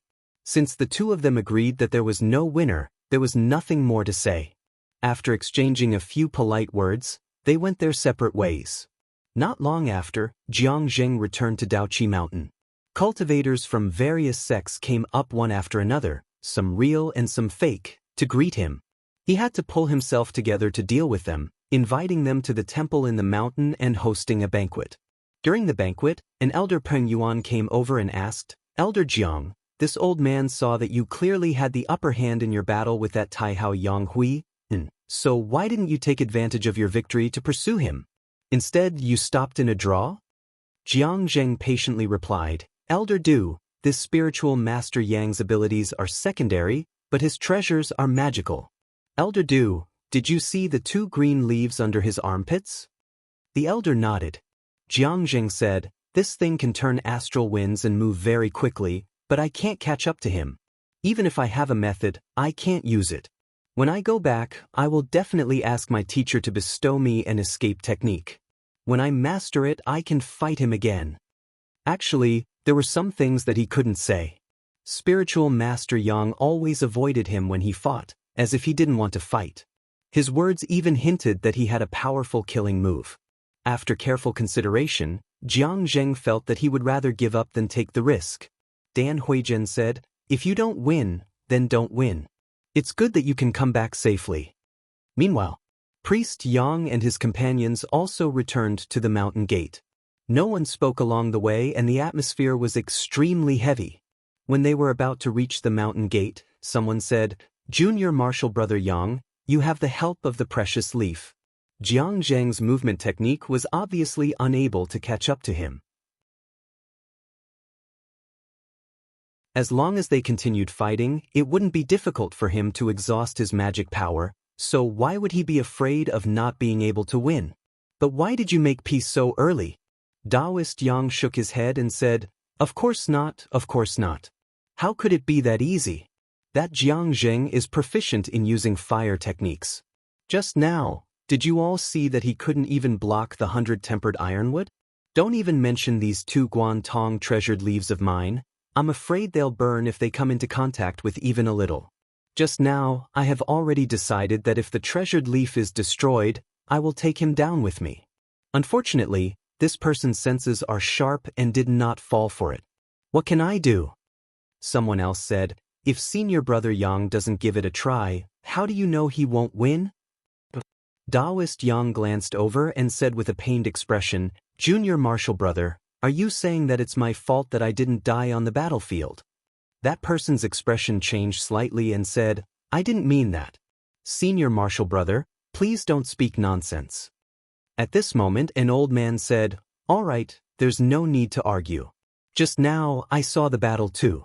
The Tao techniques and divine arts that Jiang Zheng used are like my Taihao technique. It's already not bad that Junior Martial Nephew Shang and could use 70% of his power. This time, he did use his full strength. Moreover, my Taihao didn't lose this battle. If you all aren't convinced, you can go up next time and compete with that Jiang Zheng. It's better than mocking your fellow disciples here." When he spoke, everyone instantly stopped talking. Taoist Yang grinned and said, "Senior Martial Uncle is still the most fair." That old man said indifferently, "Whether it's fair or not, it's up to the people's hearts. However, as long as you all get along with your fellow disciples, I won't care about anything else." The cultivator who spoke first spoke again. "Compared to 20 years ago, how much stronger is Jiang Zheng's mana? It's obvious that this technique is compatible with him, and it can counter my Taihao technique. This person can't be left alive, he must be eliminated." The old man said, "Since the battle has been arranged, I, Taihao, can't go back on my word. We can only wait for another 20 years. If anyone dares to do anything before the appointed time, don't blame me for punishing them according to the sect rules." After the banquet at Daoqi Mountain, everyone dispersed. Jiang Zheng returned to his cave abode to cultivate. After meditating for more than 10 days, his expression couldn't help but change. 20 years ago, after his first battle with the disciples of Taihao School, he felt that the power of the baleful aura from the sky was stronger. The circulation of his technique was incomparably smooth, and even his mana increased greatly. At that time, he thought that it was just a breakthrough in some technique, but after another battle, it was the same. Although it couldn't be compared to the previous time, it was far better than usual cultivation. He couldn't help but have a guess in his heart. My technique is to control fire to attack the enemy, And most of the Taihao school's techniques are of the wood element. Looking at it this way, it's like using wood to make fire. The more one fights, the stronger the fire and the stronger the mana.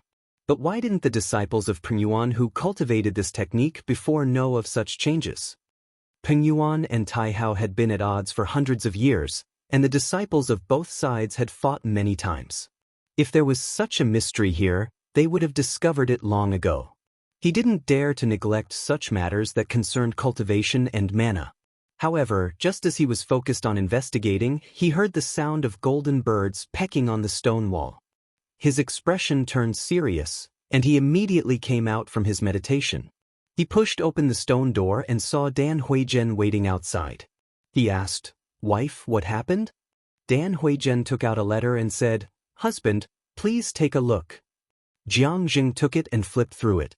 It turned out that half a month ago, Blue Feather Pavilion's elder Yen Xiaoyang and a Zhenren who from Nanhua sect had a conflict for some reason. Both sides fought fiercely, and both were injured.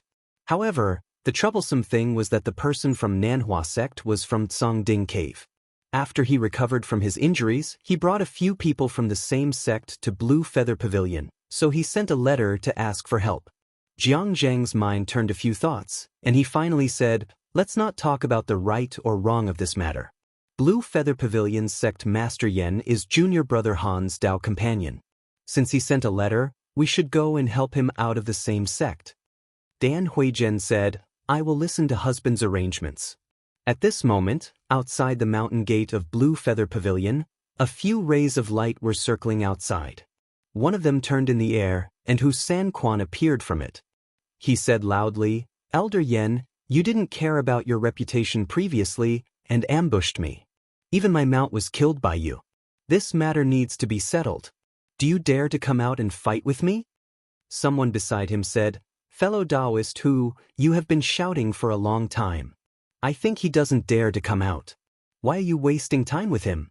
Why don't we work together to break this formation and kill our way in?" Hu Sanquan disagreed. The Dao companion of the sect master here is the seventh disciple of Qinsong School's Zhenren Zhang. Why don't we give him some face? If he comes out obediently, we don't have to go overboard. Someone beside him heard this, but was shocked and had the intention to retreat.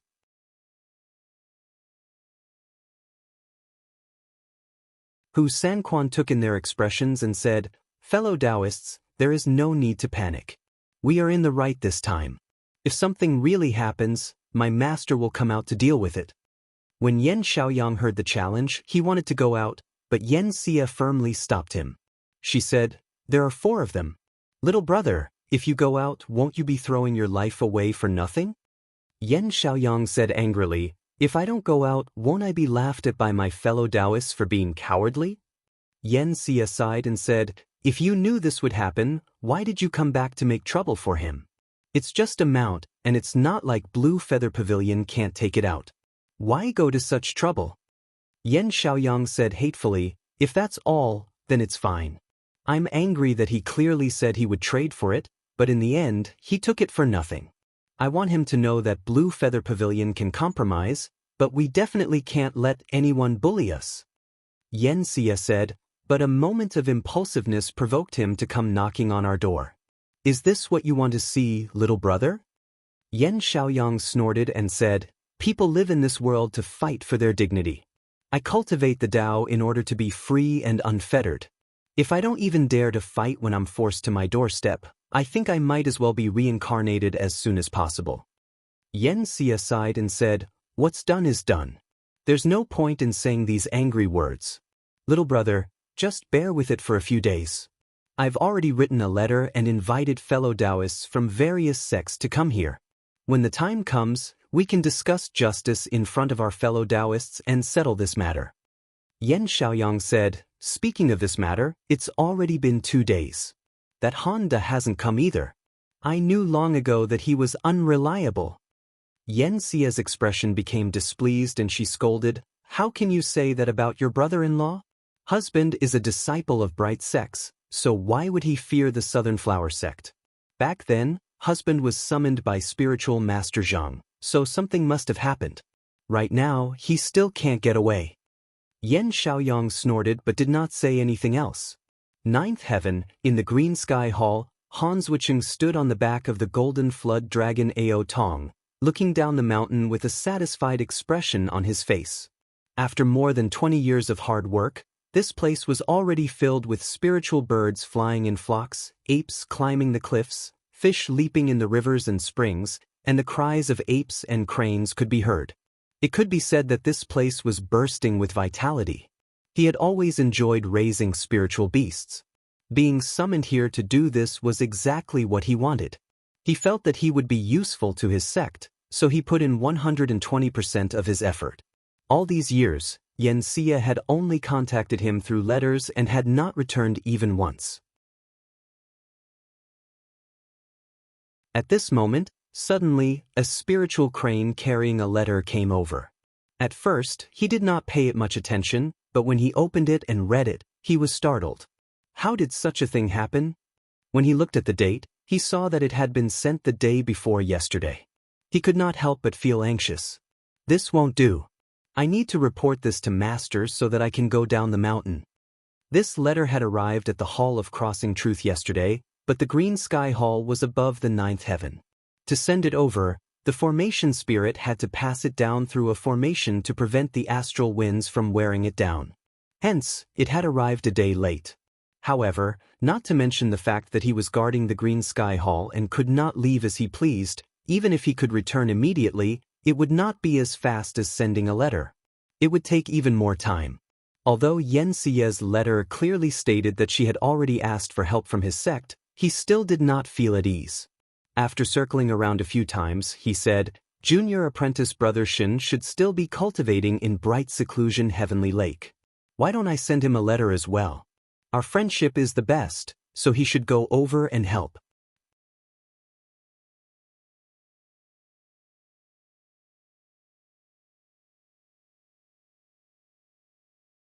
Chapter 1046. In a cave abode of bright nether heavenly lake, Shin Dong sat in the air. Around him, a large mass of thick smoke rolled slowly, constantly shaking the cave walls and giving off dull echoes. It was as if countless heavy and obscure things had settled inside. After a long time, he took a deep breath and sucked the thick smoke back into his acupoints. He inherited the spirit-returning sect's orthodoxy, and this abyss-heavy chi was passed down in the sect. If it was used to injure people, its power was ordinary, but it was best at destroying treasure weapons. If someone didn't study it, they would be at a disadvantage in a fight. After he stopped, he picked up a bamboo scroll and studied it in detail. He had been in the second tier of the nascent soul realm for some years, but it was a challenge for him to advance further. Among the cultivators of the Donghua sect, those who could reach this realm were all outstanding talents of the sect. Since he entered bright nether heavenly lake to cultivate, he didn't covet peace and happiness. Every day, besides cultivating, he studied the people path books of the predecessors. He didn't relax for even a moment. Half a day passed by as he read through the bamboo slips. He calculated the time and realized it was time to practice. So he put down the bamboo slips and meditated again. Not long after, his body was covered in thick fog and smoke. Not long after, a voice was heard from outside. Is Zhenren Shin here? Shen Dong wasn't surprised. He only borrowed bright nether heavenly lake to cultivate and didn't interact with the disciples here. Usually, few people came to find him. He took a deep breath and swallowed the smoke, then used his technique to open the cave abode's stone door. Who is looking for me? Please come in and talk. A golden-robed maid came in and bowed to him. She took out a letter and handed it over with both hands. Sage Shen, there's a letter for you. Shen Dong took it and looked at the signature. He nodded to himself. So it's a letter from Taoist Han. He waved his hand. The maid bowed and retreated. When he opened the letter, he frowned. He closed his eyes and pondered for a while, then put the letter away. After tidying up in the cave abode, he used the formation to leave bright nether heavenly lake. Then, he flew in the direction of the Blue Feather Pavilion. When he arrived, he saw that there was nothing unusual outside the Bu Pavilion's mountain gate. He wondered if the other party had already retreated. But since he was already here, he naturally had to go in and find out what was going on. After announcing their arrival, the formation gate in front of the mountain opened, and Yen Xie personally came out to receive them. After Shen Dong arrived at the Donghua continent, he did not get along well with the other disciples of the heavenly lake of Zhaoyu. Instead, he had the best relationship with Han Zhuoqing and was often a guest of the Jade Feather Pavilion. However, he was a cautious and solemn person, and he never pretended to speak to others. That was why Yen Xie hadn't asked him for help this time. Only when he asked did he find out that she had come because of Han Zhuoqing's letter. Shen Tong said, because Han Shixiang received his Shifu's order, it was difficult for him to get away for a while. Therefore, he asked me to come to this place, so that I can help sect leader Yen out of his predicament. Yen Xie hurriedly expressed her thanks and welcomed him into the mountain in an extremely courteous manner. Shen Dong arrived at the main hall. Seeing Yen Xiaoyang talking to a cultivator with a refined appearance, he subconsciously cupped his hands and said, I didn't expect senior apprentice brother Jiang to be here as well. Greetings. Jiang Zheng stood up from his seat and raised his hands to return the greeting.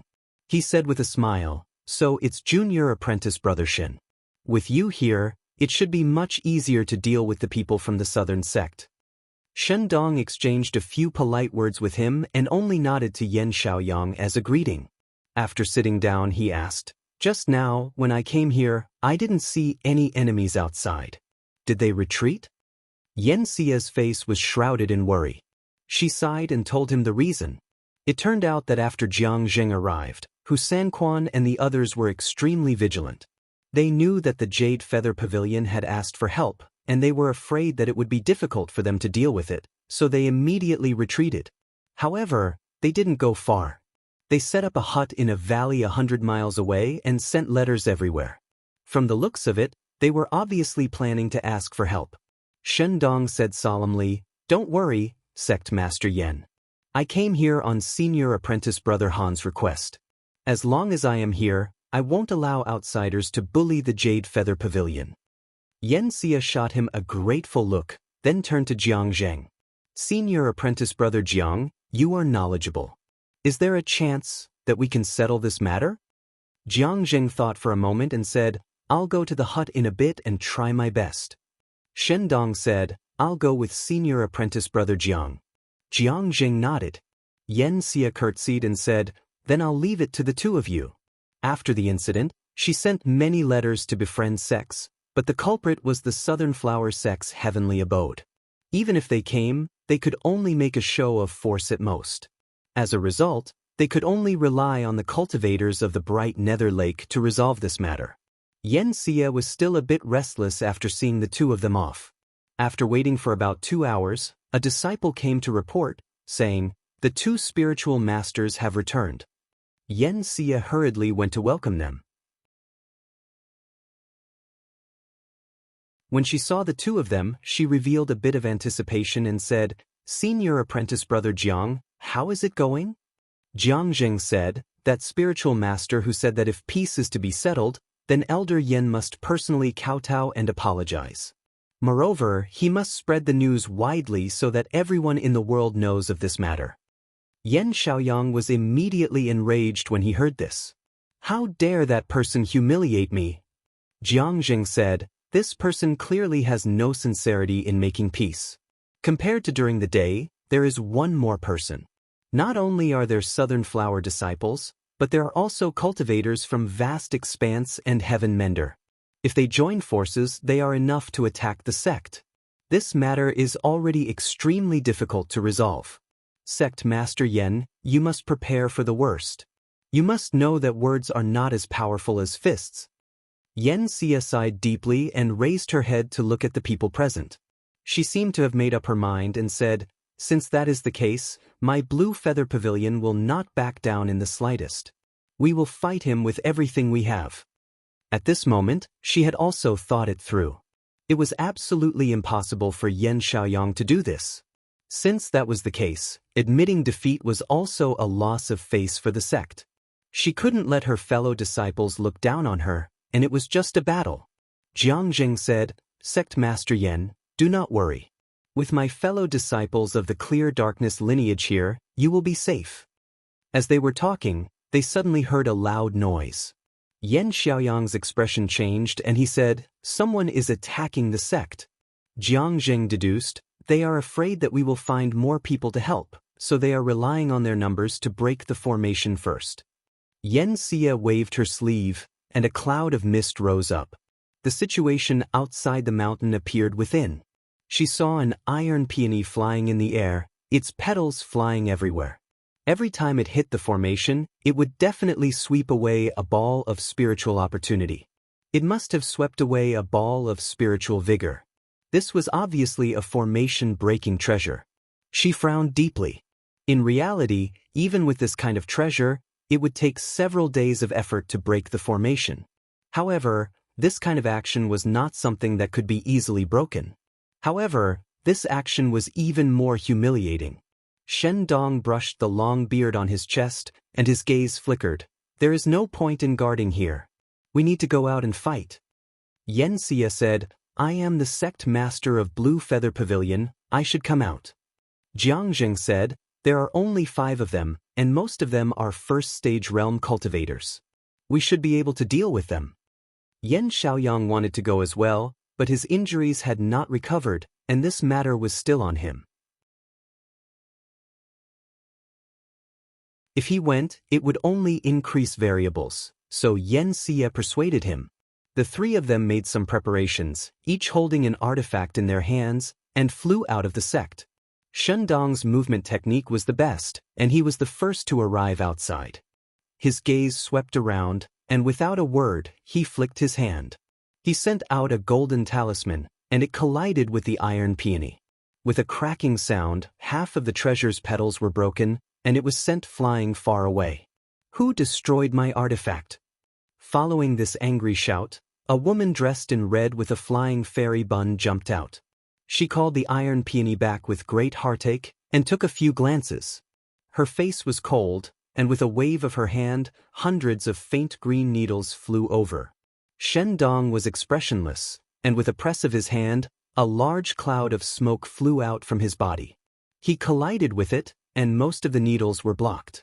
Jiang Zheng also came out at this moment, and when he saw this, he shouted loudly. With a rumble, the area within 100 feet was filled with flames, and in an instant, the remaining green light was swept away. In just an instant, it was completely burned away, and not only that, it swept upwards. The woman in red was shocked, and seemed to be extremely afraid of the fire. She hurriedly retreated and said, "This person is Peng Yuan's Jiang Zheng, and he once fought to a draw with senior brother Yang. Fellow Taoists, please be careful." Hu Sanquan laughed and said, "Spiritual Master Jiang, just now, I want to experience your brilliance. I didn't expect to have the chance so soon." He waved his hand, and the white crane beneath his feet flew out. His original mount had been killed by Yan Xiaoyang, and this one was no longer the original one. When Yan Xia saw this, she also released a vermilion bird, and the 2 birds immediately began to fight. When the remaining people on Hu Sanquan's side saw this, they all shouted and attacked with their magic treasures. When Shen Dong saw this, he spun around, and the heavy smoke instantly spread more than 10 times its original size. The area within 100 feet was filled with a turbid color, and it was impossible to distinguish the 3 people's figures. When the magic treasures landed on the smoke, it was as if they had collided with a solid rock, and they let out muffled sounds. The smoke then collapsed inward, and all the magic treasures sunk as if they had fallen into quicksand. No matter how the treasure lords tried to control them, they couldn't be summoned back. Shen Dong sneered, and with a grind of his magic power, the heavy smoke immediately produced cracking sounds. The spiritual light shattered, and all the magic treasures were crushed into a pile of slag in an instant. When Hu Sanquan's side saw this, all of their expressions changed. Right at this moment, several streaks of light flew over from the sky. Someone with sharp eyes could tell that they were enemies and not friends, and he shouted, "The enemy's reinforcements have arrived, we need to retreat quickly." When Hu Sanquan saw that he couldn't do anything, he could only retreat with them. When they were hundreds of miles away, They saw that no one was chasing them, and they stopped. However, everyone was depressed after losing their magic treasures. Just now, the yellow-clothed woman had lost another magic treasure, and she couldn't help but say hatefully, "That Shen guy's profound skill is amazing, but I don't know which sect he's from. Our magic treasures were all destroyed by him, and I'm not willing to retreat just like this." A green-clothed Daoran coughed and said, "The people by you invited are all disciples of the Zhaoyu lineage. Even if we can defeat them, if he invites spiritual masters Lu and Tian Kuan to come, we won't be a match for them." Everyone's hearts trembled. Lu Yenyi and Tian Kuan were great cultivators who had cultivated Yuanying Dharma bodies. If they were invited, it wouldn't matter how many people they brought. Hu Sanquan said, "We can't just let it go like this. Does fellow Taoist Yin have a countermeasure?" Taoist Yin said, "I heard that spiritual master whose senior brother Feng Chengchang has also cultivated a Dharma body. Why don't we invite him here?" Hu Sanquan hesitated and said, "All right, I'll invite him." Taoist Yin said, "Now that our Taihao, Nanhua, and Yuxiao clans are allies, I wonder who has a relationship with fellow Taoist from Yuxiao school. Why don't we invite one of them here?" Hu Sanquan thought about it and praised, "Good plan." He obviously wanted to drag Yuxiao down with him, so that they wouldn't have to be too afraid of the people from the Zhaoyu Heavenly Lake. The yellow-clothed woman's eyes lit up, and she said, "Leave this to me." Hu Sanquan looked at everyone and said, "All right, we'll act separately. Everyone, this matter concerns the reputation of our clans. I hope that no matter what, we can't lose this battle." You're tuning in to the Passion Pages YouTube channel. We're so grateful for your support, and don't forget to subscribe to join us on this incredible journey through captivating stories. Your generosity through donations truly makes a world of difference, as it's the primary source of revenue that allows me to expand and enhance this channel for you. Thank you from the bottom of my heart for being a part of this adventure.